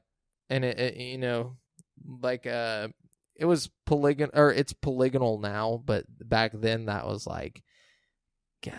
This is amazing. I mean, it still looked good, and like the cutscenes, like you were saying, like that was just amazing, for the time. It's all different. Let's see what you got. Well, you got to talk about Street Fighter, okay? Because I don't think modern fighting games would be the same without Street Fighter. Especially the competitiveness about them. Mm-hmm. Like I feel like Super Smash Bros. Wouldn't be as popular no, as hell it is no. now. Yeah. Because they kind of take cues from Street Fighter and like the technical parts about it. Yeah, I definitely think most of these games would have probably still gotten made in some fashion, but like I feel like all of the games we're talking about just kind of like jumped the progress forward in a big way. Of course. Like Street Fighter, I don't know, set the standards for like Mortal Kombat and like all those games. You know what I mean? Like, outside of Smash Bros, I feel like I haven't played a really good fighting game in a long time. Like, I want to play the new Soul Calibur. I hope that takes it. I had a lot of fun with the Injustice Gods Among Us games. That was so long ago. Well, they put out Injustice 2. Yeah, that's still so long ago. That was like right. 2 or 3 years ago. You're right. They haven't done a good one in a while. I know they did that new Tekken game, but I'm just not a big Tekken guy. No. And Dead or Alive 5 pissed me off because all the fucking, like, it's not just a game. You don't just buy the one game. You have to get all the fucking bullshit. I don't like the free-to-play model for Dead or Alive 5 No, it doesn't at make all. sense. That was at the time. That was before EA, like, really fucked everything up for the... for real. The free-to-play. But, let's see. I was gonna say the DS in general added touch screens and things like that. It's not really a game, but the console itself, that and the Wii. Oh my gosh, you're not lying.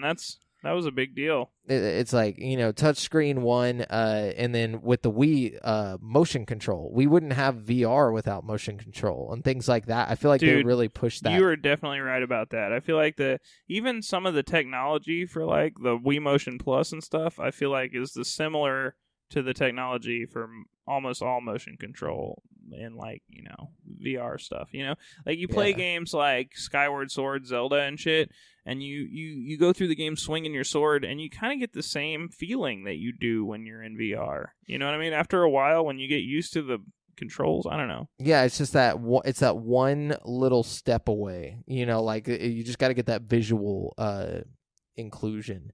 But I feel like a visual immersion. And I think, the fact that it got into so many people's homes and it got so many people familiar with motion controls that it made the population ready for VR. I feel like without the Wii, the VR wouldn't survive. Just in general, because you wouldn't have had PlayStation Move. So like you would have had to sell everybody on Move, and not to mention the sensor bar. I feel like that kind of gave everybody the idea, like, okay, you could put a sensor bar up and have it functionally sitting somewhere, and like, I mean, again, these are all things that probably would have gotten figured out later, eventually. But but this is, it really jumped it forward. I feel like, it's kind of like the things dark like ages. the Kinect and like fucking the PlayStation camera. I don't think either of those peripherals would have ever come to light if the Wii hadn't have done so well. They wouldn't have made them. Yeah, that wasn't even a thing on their mind. They came after the consoles were out, It's freaking crazy. Anyways, what you got? Let's see. I got to talk about, earlier we were talking about how if you're going to talk about what made a shooter what it is today, you got to talk about all of those games put together. I feel like there's a few separate games that define what we now know as the horror genre. The survival horror genre. I wanted to talk about this too. Yeah, go ahead. Well, you got to mention Resident Evil first of all, and Alone in the Dark. I would say what I mean? Resident Evil 4. Or are you talking about 7? Which one are you talking Resident Evil 1. See, I feel like Resident Evil 1 was a big deal, but everything after that, or actually, I feel like it changed things. That and Silent Hill really were like really popular at the time. I don't think you would have gotten Silent Hill 2 or 1 or any of the Silent Hills without Resident Evil. That's true. I think that Capcom saw that people really ate up the whole horror thing. And it was the first time, because there's other horror games, like there's a game called Sweet Home that's like this like top-down game that's not scary at all. You know what I mean? And then there's Alone in the Dark, which is 3D, but it's not good 3D. Resident Evil was the first game that is good enough looking to be scary, I feel like. Yeah. You know what I mean? Like the part where you go in that room and the zombie's eating the dude and he looks up at you, genuinely scary, I feel like. And like you said with the Final Fantasy VII earlier, if we wouldn't have had the crazy cutscenes and stuff, I don't think, we would get that cool quality cutscene. I think there's like all these games take stuff from each other. You know what I mean? So definitely, and it pushes it forward. Yeah, but I wanted to talk about the horror genre for modern day, like today. Yeah. You got Outlast, bringing it forward. Yeah, Outlast. I feel like Outlast really changed everything. I think you're right about that, especially the whole defenseless feeling aspect. Like again, there were games before that where you couldn't really defend yourself. Even Five Nights at Freddy's, like I feel like as dumb as it sounds, but that really popularized that whole like internet sensation out of a horror video game. Like it basically it made people want to make horror games again because they knew there was a niche for it. People wanted it for streaming and stuff like that. So they were like, hey, let's do this. And I feel like Outlast was one of the ones that came out of that whole thing. Yeah. And I feel like actually a good game. Since Outlast, I feel like there's been a whole smattering of like indie devs that have made horror games similar to Outlast. None of them are on par with Outlast. What is it, like 7 layers or something like that? Oh, Layers of Fear. Layers of Fear. Layers of Fear was one of the better knockoff. I'm not gonna say it's a knockoff Outlast because it has nothing. You know what I mean? Layers of Fear. Yeah, Amnesia. Amnesia came before Outlast, I think. It was not, but that it was good, not. Though. But see, that's the thing. Outlast did what Amnesia was trying to do with like amazing graphics. You know what I mean? Oh yeah. That's the thing. I think what made Outlast so special is that it was almost like photorealistic, and that was scary. And it felt good. The controls felt right. The controls felt good. It was just scary as hell, man. Like, and I think another thing about Outlast that was so good is like it wasn't afraid to like play off of your primal fears. You know what I mean? It was like other games like the big scary monster. You know what I mean? Outlast is like, you're afraid of scissors. We're gonna put some scissors in your face. You're afraid of like, it was losing body parts. We're gonna chop your fucking body parts off. You know what I mean? Like, it's scary. Like you hide in closets and you see the dude walk by and shit. That's just freaky. Like someone's gonna give birth to a baby. Games like Alien Isolation and shit, I think we have. Wouldn't have come out. And I guess before Outlast, you have like you said, Resident Evil, and then you have Fear. Fear, but you didn't feel defenseless in Fear. Or Condemned. Condemned, even Condemned, you didn't. You don't. Defenseless. Yeah, you don't feel. You have defenseless. a weapon. All the Resident Evil games, even Silent Hill, I think you get a gun. Like, you do. Through, but it's like. But that's. I guess you're right. The defenseless horror is what we have now, and we have all these other games to think. It's just nobody thought, hey, why don't we just take away all the weapons? Yeah. Why don't? But then again, RE7 brought the weapons back, though. But you're still Resident Evil never lost the weapons. You know what I mean? I just mean for the genre. Oh, because like for a while there, it was like Outlast. Layers. See, of Fear. That's what made that Resident Evil 7 less scary than Outlast to me, though. But at the same time, you still have this helpless feeling because you'll kill the guy, you'll shoot him in the head, and then you'll just watch his head like grow back. Which is pretty freaky. You know what I mean? Especially in VR. Definitely. But I definitely. Let's see. I'm gonna skip a few because here we go. Dance Dance Revolution. What? Why do you Yes. say that? Because it inspired all future rhythm games. We wouldn't Guitar have gotten Hero. Guitar Hero, any of that shit. And that craze is long gone, but Still, it was cool. a major part of the gaming industry, and I wouldn't say it's long gone. Games like Beat Saber are still really popular and shit, and like the VR and community, and like I definitely think that there's a place for these games. I just think they come in waves. Guitar Hero is going to make a comeback one day, or something like it is going to make a comeback one day. I can guarantee you that. I mean, they already tried. They did the Guitar Hero Live or whatever, and all that. That doesn't count. That doesn't count. They didn't try hard enough. You know, they didn't try hard. They didn't try hard enough. And then we get even more into the future. We got to talk about PUBG. You know, PUBG completely changed the landscape.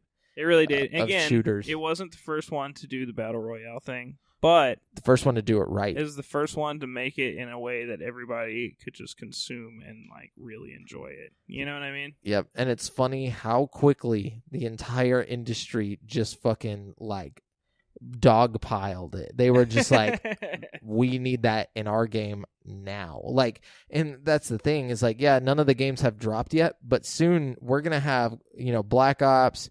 You're gonna have whatever happens in Battlefield, or in the new Battlefield game. You know, you got Fortnite. You got freaking what's the bunch of mobile free ones. You got, there's a bunch of mobile ones. Yeah, it's just ridiculous, and you know, there's more and more coming. I feel like it's just going to be a mode in every game now. But I'm okay with that. Just make it like a deathmatch mode. You know, I'm cool with that. Let's see. Gotta talk about Gears of War.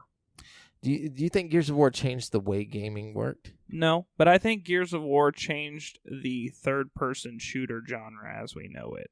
I don't think, with the hiding behind things. Yeah, I don't think modern games like Tomb Raider and shit like that would be like where they are now. Uncharted, fucking The Last of Us, the modern God of War game that just came out. I think a lot of these games wouldn't play, you know, because if you look at the mechanics and stuff, it's all just like God, Gears of War. You know what I mean? Yeah. Like, don't let Cliff hear you. Like that's. I mean, that's a compliment. I mean, that's what I'm saying. Don't let him hear you. His head's gonna explode. He's just gonna start suing everybody. Like, no, he's just gonna be like, I told you, I'm an icon. I'm an icon living. Oh yeah. Those lyrics are from Jaden Smith's song. I was just thinking that. I was like, oh shit. Word up, Jaden. Word up, Jaden. Let's see. Pokemon Go. Oh yes. I mean, my god! Cultural phenomenon. The original Pokemon 1 changed a lot of shit for people. Mobile games. Pokemon in general. Or portable games. I don't want to say mobile. Pokemon Red games. and Blue fucking changed the world. Man. It did. It literally changed the world and the industry. And changed adventure games. RPGs. Changed how people perceive adventure games. It changed how Americans perceive JRPGs. I feel like a lot of people wouldn't have played a lot of JRPGs without, you know, Pokemon being the game that it was. Not even just that, but there's so many games like Persona and, you know, where you go around collecting things, Digimon, you know, shit like that. There were so many, like, imposters, you know what I mean, that really wanted to do what Pokemon did, you know what I mean? And they do it well, too, but, like, it's the fact that catching creatures, Yu-Gi-Oh, you know, catching any type of creature is going to be fun, you know, because you get to choose and build your own little team of creatures. It's like you get this individualism in it, and I think like that's what people like about it. It was satisfying too, you know, raising these creatures. It was like having a Tamagotchi or something. But you could really like, you know, get into their lives and like have them fight for you and like evolve them and raise them and give them rare candies, and it was great. Yeah, it's like taking Tamagotchi and giving it a narrative. Yes, that's all. That's exactly what it is, dude. It's awesome, and enabling you to get multiple Tamagotchi pets at once. You know what I mean? Mm-hmm. Definitely. Let's see. This is gonna sound crazy, but I really think Myst needs to be mentioned. So I never played Myst. Myst is like PC game, yeah, right? It's a PC game. It's like a puzzle game. But you go around and like it doesn't hold your hand at all. Like you just go from point A to point B, you know, collecting stuff, figuring out puzzles. But it was one of the first games where I feel like you just gave you this feeling of like, wow, I can go wherever the fuck I want right now. You know what I mean? I don't know. It was wild. It's a really old game. Let's see. Okay, another one people are going to probably hate on me for, but I got to say it. League of Legends. No, and that's not hate. You're not going to get hate for that because League of Legends did change the way that games. It changed the way free-to-play games were perceived by people. Exactly. Like, you know? Like, we wouldn't have, like, Fortnite and stuff if League of Legends... I mean, we would have it, but it probably wouldn't be free-to-play. Well, you know what I mean? You wouldn't have... Well, not even just the free-to-play, but the type of game and the way that you have... It's a hero-based game, so, like, you know, and it's... Oh, Overwatch wouldn't have come out. Overwatch, you know? exactly. Like, it's a thinking man's game. It's like the guy who plays chess over checkers is going to play that. You know what I'm saying? And I think that's the same for Overwatch. Like, Overwatch is fun, but to really get deep into Overwatch, you got to put some time into it and some thought into it. It's not just Mario Kart where you just grab a cart and go. You know? Totally. But yeah, so. Okay, here's one. I feel like the 1985 Gauntlet inspired a lot of games. You know, like Diablo and shit like that probably wouldn't have. Was Diablo before? No, you're talking about the original Gauntlet. Yeah. See, for Atari. I'm not familiar with how that one played. It was basically just like the other ones, but like way shittier graphics. Yeah. I mean, you went through and you like threw axes and Blue Archer needs health badly and all that shit, dude. You know? I mean, it was just like really shitty just graphics. Pixelated Atari stuff. That's cool. Yeah, I think that would change I don't think we'd have a lot of these games, like the top-down, like Divinity, Original Sin, Diablo, shit like that. You know what I mean? I don't know. Well, and to go back to the free-to-play games, or the free-to-play, I guess RuneScape was one of the very first that I remember, and remember RuneScape. Being a craze. Whoa. Yeah. Forgot about that. Classic RuneScape, man. Like, that game right there, I feel like it basically it helped all these kids who were too poor to play World of Warcraft. You know, their parents aren't going to pay the the subscription, $15. Yeah. You know, it just changed everything. And I remember just going to school and everyone talking about, you know, what they were doing. Oh, yeah. It was just cool. But yeah, that had to be mentioned at least. Definitely. You got to talk about Metal Gear Solid, of course. Kind of revolutionized stealth games. You know what I mean? I mean, there's other stealth games that came first, you know what I mean? Like Tenchu and stuff like that. But Metal Gear Solid, I feel like, I don't know, man. It just changed everything. Like, we wouldn't have, like, Splinter Cell and all that shit, you know what I mean? Like, without Metal Gear Solid. That, yeah, and it was like it felt like an anime as a game, as like a live action movie almost. It really did, you know. I feel like it really, we wouldn't have gotten as many titles from Kojima, you know what I mean, if it wasn't for Metal Gear Solid being so successful, I feel like. Oh, yeah. You know what I mean? It really boosted his name to like legend status, you know. Exactly. Let's see. Gotta talk about Wolfenstein 3D.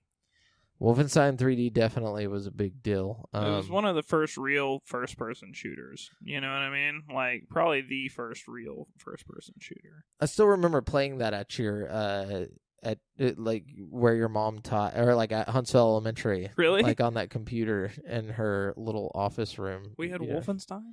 Yeah, like I feel like every computer, like I don't remember if we downloaded it or what, but Wolfenstein 3D was on there, and we were just playing around with it. Dude, that's awesome. Yeah. I feel like that changed a lot, just because it was basically Doom. I mean, or no, Doom came after, right? So Wolfenstein, I can't remember which one came first. But I feel like Wolfenstein came first, but Doom did it a little better, I feel like. But Wolfenstein came first, I feel like. And I think if we're going to talk about like multiplayer and like customization and stuff like that, Doom was the thing, man. Because even back then they were doing like LAN. Oh yeah, Quake is where it really kicked off with the whole landline shit, you know. Got to talk about Half-Life and Half-Life 2. Oh my gosh, I can't believe I didn't even put that down. Half-Life, super inspirational to like the blending of like puzzle and shooter elements. You know what I mean? I don't think you'd have BioShock. I feel like BioShock was really drawn from Half-Life, you know what I mean? Same with Fallout. I feel like Fallout wouldn't exist in the way that it does totally. without Half-Life. I think Halo drew a lot from Half-Life. Oh, of course, 100%. Halo is Half-Life. Yeah, Halo really is a lot like Half-Life. Like the original Halo is Half-Life. Yeah, like, totally. I got that same feeling, like the first time I played Half-Life as the first time I played Halo. Yeah, you know what I mean, like the exact same feeling. And you got the same like creatures. And the little popper guys and stuff. They're like in both games, And it's funny because like Half-Life, I feel like inspired Halo, but I feel like Halo inspired Half-Life too. And Half-Life was one of the first games that was really modded really heavily by the community. Oh yeah, you got the what I mean? multiplayer and everything going on. Man, oh man, I love that game. Me too. Love, and Portal. Oh yeah, well. Portal in its own right was really inspirational. I feel like because it was just a strictly Portal or puzzle based game, but from a first person perspective. And since then you've had a lot of those. You know what I mean? So many. I even did a review on that Turing test game. Yeah, Turing test. But I mean, it was great because it was basically Portal, just with a different story. The Sims, I feel like. I know that sounds crazy, but The Sims kind of like did a few things. First of all, it showed that you can have a game that's just kind of like a goofy, fucking around game. You know what I mean? Also, it was one of the first games to really have a shitload of like expansion packs to come out for it. You know what I mean? I think what it did really change is the way that people look at even mobile games. Nowadays for the phone. Casual games. Yeah, casual games. It's what created that whole idea of putting casual games into hardcore gamers' hands, in my opinion. Yeah, I like that. And it also kind of, I don't know. Yeah, I feel that. It wasn't action-y. It was like anybody could pick it up and play it. You didn't have to be, hardcore gamer. But it didn't hurt. But if you wanted to be a hardcore gamer. Yeah, it's definitely a game that you can play no matter, what skill level, and everyone loves it. Did we talk about Minecraft already? I feel like we need to mention Minecraft. We have to mention Minecraft. Minecraft changed everything. Minecraft showed that in an age where everybody cares about graphics, less can be more. You know what I mean? I really feel like it revolutionized the whole indie. It did. Oh my god! Explosion of games. It showed that one person or a small team of people can make a game that can achieve greatness. You know what I mean? It really did. And it achieved greatness. I'm talking billions it's still of achieving dollars greatness. You know what I mean? Microsoft bought it from this small team. They bought the whole team. They bought the whole team. It's just insane. It's so insane to think about. And it spawns so many stories and so many people's own narratives that they put into the game. There's books.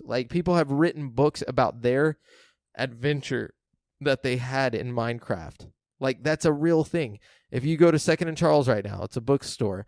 There's a whole section of kids' books based around Minecraft. What? There's books that tell you different things to do in Minecraft, and there's books from YouTubers who are strictly Minecraft YouTubers, and they basically have published entire legitimate books, legitimate novels of their narrative that they've put into the game and their story that people watched on YouTube. I mean, Minecraft I feel like is just this generation's Legos, man. It really is. In a virtual world, you need your virtual Legos. Yeah, it shows that you can still have imagination even though we're given everything now. Yes. People still want to use their creative. And it's an outlet. I mean, you can use Minecraft to make art. You can use it to be playing a survival game. You can use it as long as you have an imagination, you can play Minecraft however you want. Yeah, it's like a science experiment. Special. Yeah. You can build computers inside the game. Oh yeah, totally. It's insane. You build a roller coaster.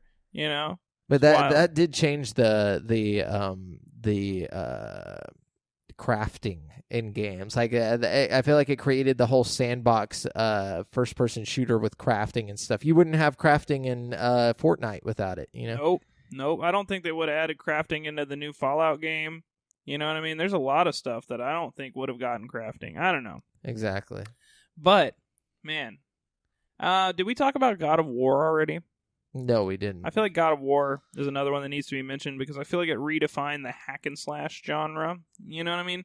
Would this new one even be considered hack and slash? Oh, yeah. Okay. Oh, yeah. You hack and slash. I mean, it's a lot like the old God of War games with like a Last of Us coat of paint on it. So you know what I mean? Oh, well, yeah. We should probably mention that too in a second. But The Last of Us, yeah. Or not The Last of Us, but Uncharted. I feel like Uncharted really changed everything. Mm-hmm. And though you wouldn't have Tomb Raiders, and you wouldn't have Last of Us without. Well, you'd have Tomb Raider, but it would be like Tomb Raider pre-Uncharted. You know what I mean? Like, I don't think there would have been space for Tomb Raider to come back without Uncharted. You don't think? No, I don't think people would have enjoyed playing the old school style of Tomb Raider. I think Tomb Raider's too big of a property to not touch again. You know what I mean? I'm not saying to not touch again. I just don't think it would have been as successful. Oh yeah, if they wouldn't have had that template to base it off. Definitely not. You got to talk about Tomb Raider too in its own right because it originally it was one of the first games to have like a female protagonist. You know what I mean? Yep. Which I feel like is pretty revolutionary in its own right. Yeah, and like it didn't matter who you were, you wanted to play and it. A strong female protagonist at that, not just some helpless little girl. Like I don't know. Yeah, and everybody wanted to be Lara Croft. You know what I mean? It wasn't just like she was like the first hero, like in a game, girl-wise, that everybody wanted to be. You know what I mean? Yeah, she was the female Indy, and I mean, like in her and Joanna Dark. Oh man, Joanna Dark, but she came after Tomb Raider. She came after. I definitely think she wouldn't have come out if Tomb Raider hadn't been a thing. Nope. You know what I mean? Like, I don't know. Because I feel like female leads in games back in the day were, few and far between. Mm-hmm. Yeah, definitely. Let's see. That might be all I have. I mean, I feel like we touched on all the main points here, and especially on ones that like everyone can relate to. And totally. There's a few older games I feel like that were pretty inspirational, but. Man, I mean, we really have hit on a lot of them. Yeah, we slam dunked it. So there you go, guys. Tried to give some ideas on why, but what do you guys think? What do you guys think we missed something? If so, YouTube comments or go to Facebook, drop it, let us know. Yeah, we'll check it out. So we're gonna move on to the People's Champion. Brent Bass, you got to bring that up for us. Oh man, we forgot to pick a champ. Are we gonna do this right here? We're gonna do it right here on the video. We might just have to pick audio. an executive decision real quick. Oh, you're gonna put me on the spot like that? So whenever I choose, everyone's gonna be like, Well, if I read them all out right now, then it'll just ruin the next segment. Oh yeah, you make the executive decision. I like that. Yeah, let's see. So Brent's gonna check out the questions real quick and decide. Oh my God, if I can get to it right now. Hold on 1 second. Sorry, to keep them entertained for a second. So you guys like chocolate?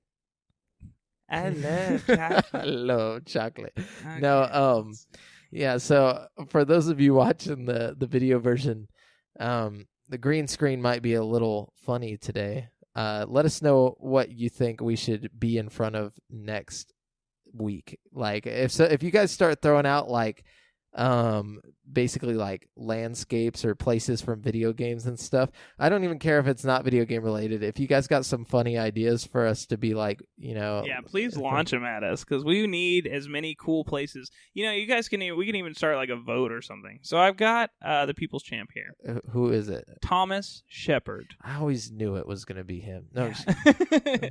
He said, "What was the first PC game you put crazy hours into?" Mine was Age of Empires. That came with my parents' gateway. That's really, really tough for me to remember. There were several games that I remember being like my first PC game. Max Payne probably was the first one. I put a lot of time into Max Payne on PC. Max Payne. I played a lot of. No One Lives Forever 2. Didn't play that on PC. Oh my goodness, that was a fucking amazing game, dude. I remember it. Talking about games from the topic and shit, that almost should have been one of my games because that game really changed. It was so ahead of its time, dude. I played a lot of. The first game I really put a lot of hours into was definitely Pajama Sam. It was this game where you're this Math little blast. kid and you're looking for socks or whatever. I don't know. It was really weird and stupid, but I played that game for hours on end. And then when I beat it, I got the next one. I played all the humongous games. There was like Pajama Sam, Freddy Fish, Spy Fox, fucking Putt Putt, the go-kart or whatever. Dude, I remember that was my shit back in the day, dude. I remember that. But Pajama Sam specifically and Spy Fox were probably my two favorites. So the Max Payne, Tony Hawk Pro Skater 2, I remember getting it from Office Depot for my PC. And then like in the box, wow. It was so cool. And then there's one more that I played a lot. Driver. I was about to say, we played a lot of Driver at your house. Yeah, Driver, you are the will man. You were really good at Driver. I could never, I would always get busted, and you would, be flying around corners and shit. Well, dude, I remember there being, cheat codes you could do to where you had, or not cheat codes, what it was is I remember there was, a glitch that you would, hit the bridge sometimes and just go, flying through the air. Oh, I remember that. Yeah, I remember you always trying to do it. And Worms. We played a lot of Worms on Worms. PC. Mm-hmm. Anyways, so, thanks, Thomas, for being the champion this week. We're going to jump into listener questions. Go ahead. Let's see. We got Chad McLean here. He says, Hey, do Chad. you think Steam should come to console? Also, what is your favorite color? I don't know what the difference between... I mean, I guess there'd be, more games available. You get Steam sales and stuff. But see, my thing with Steam is that, there's so much shit on the Steam store. I feel like they don't really regulate like Microsoft or like Sony does with their stores, where they only give you, for the most part, quality games. I feel like you just trying to do that with a controller, trying to shuffle through all the shit that's on the Steam store would actually suck. Yeah, definitely. It just, not to mention, I don't know, there would be some bonuses though, because there'd be a lot more VR games available. Yeah. You know what I mean? But at the same time, I really don't think that that'll ever happen, because Xbox is not going to let Steam sell games on their fucking definitely not. console. Same with PlayStation. It's just not going to happen. It just would never happen. But they're I mean, we can dream, but the Steam console has it, obviously, but nobody's buying that shit. No, not at all. I mean, you might as well just get a computer. That's the fucking Steam console. Jeez. Yeah, it's ridiculous. What else we got? Let's see. We got Dylan Parton. He says, we Dylan. need a video or a Futurama video game. Do you concur? If not, it's okay to be wrong. I was actually doing the fucking This Day in History a little while back, and I saw that in 2008 they made a Futurama video game. So there you go. I was about to say, I feel like that's something that had to have been done, because I mean, you had Simpsons Hit and Run, you had all the Simpsons games, the wrestling game, the skateboarding game. Yeah, they'd be fucking up if they didn't make a Futurama game. However, I wouldn't be mad if they made a new Futurama game. I feel like Telltale Futurama would be cool. Oh, dude, that would be great. You could really have the humor and stuff, Yeah, outside of that, I don't think a Futurama game would exist in this. You don't think? In just in this climate, in this not climate. That's not the word I'm looking for. With the games that are coming out now and what people are used to, just making a licensed Futurama game just sounds so. What if it was just totally field. Open world and you could go from planet to planet on your little Futurama? I still don't think people would care, because people want serious games. I don't know. It's either and also Futurama's in that weird middle ground between mature and kind of kid friendly. So parents would be like, no, you can't play that to the kids, and then adults are too old to really care. I don't know. I think you're wrong about that. I think there's enough people our age that watch Futurama religiously that would buy it just because it's Futurama. You know what I mean? I guess. I guess so. I mean, yeah, maybe. I don't know though. That's one of those things that it's you kind of have to take a risk on if you're a developer, but it might pay off. Good news, everybody. Anyway, so let's move on. That's all I can remember from that show right Good now. news, everyone. Sarah Brock says Adult Swim karting or PvP game? Yes or no? Wait, PvP game? I guess like Mario. I mean, Super Smash Brothers. Oh, with Adult Cartoon Swim, Network with or Adult Adult Swim characters. Yeah. So you got like Meatwad and like fucking so you got Harvey Birdman, Attorney at Law, Family Guy characters, Space American Ghost, Dad characters, Coast to Coast. Oh, Mr. Pickles. Oh, Mr. Pickles. There's a lot of characters you could do. Cowboy Bebop. A lot of different anime characters you could use. It'd be very brutal too. It really would. I would like that. I think that would be tight. With fatalities. Oh, you could do fatalities. That'd be tight. You could do I think maybe that would be better. But karting is fun. And I feel like it's simple enough that they couldn't fuck it up. Yeah, I think both of those games would be really, really tight. Just in one, like a 2-in-1. I think you could really push the adult thing too, because it's Adult Swim, and you make it like extra mature. You know what I mean? I think that could be its niche.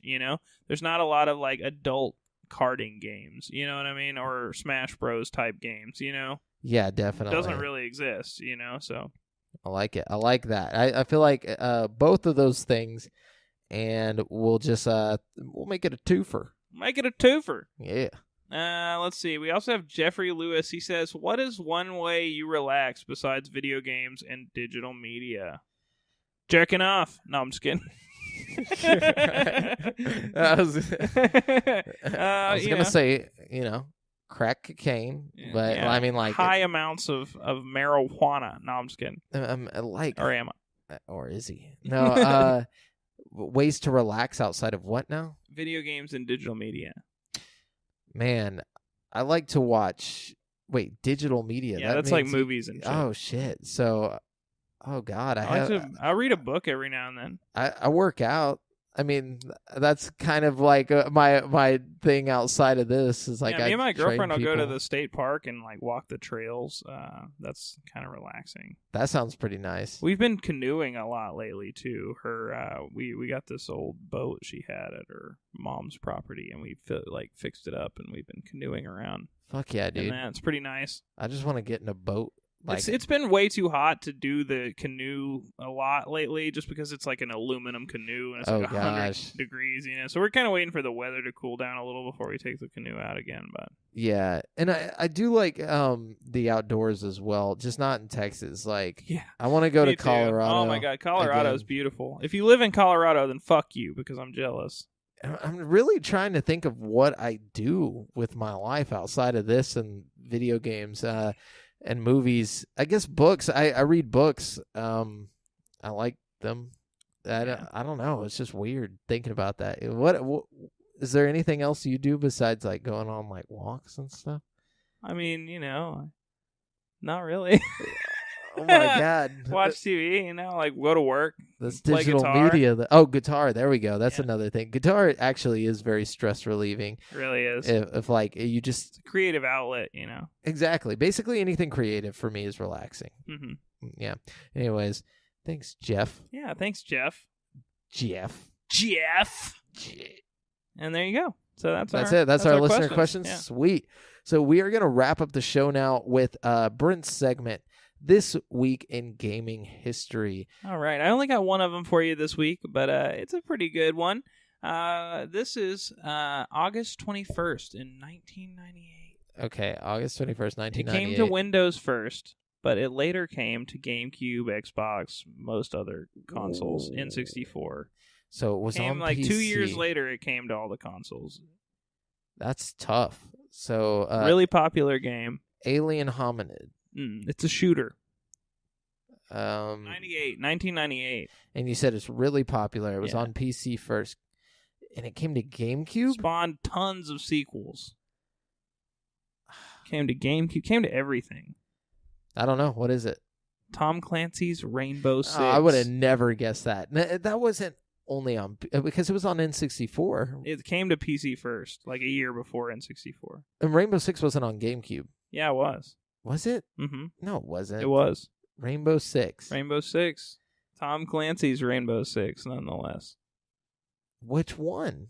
I think like the first two were on GameCube. No, the first one was on N64 and PlayStation. Yeah, and GameCube. What the hell? I'm gonna have to go back in time. Check this out. I can't believe I never played it on my GameCube if it was on GameCube. That's insane.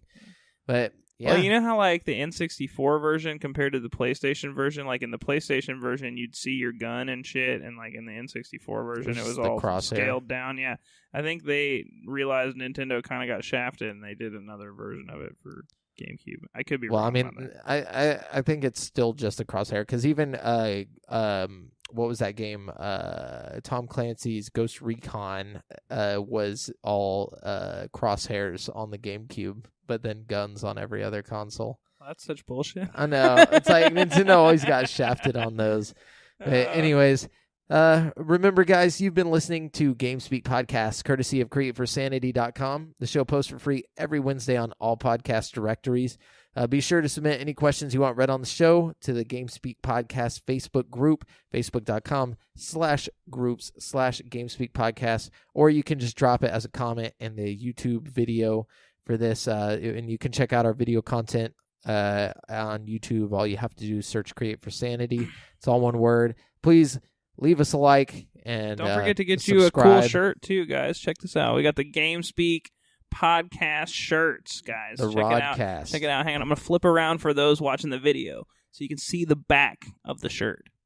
It's gonna say CFS for Create for Sanity. But yeah, so basically you can get those on the website, createforsanity.com. And if you want to stay up to date with your boys, you can find me on Twitter at the handle Aljaafreh Jamal, and Brent at Brent has one. That's the number 1. And check out the GameSpeak Podcast Instagram.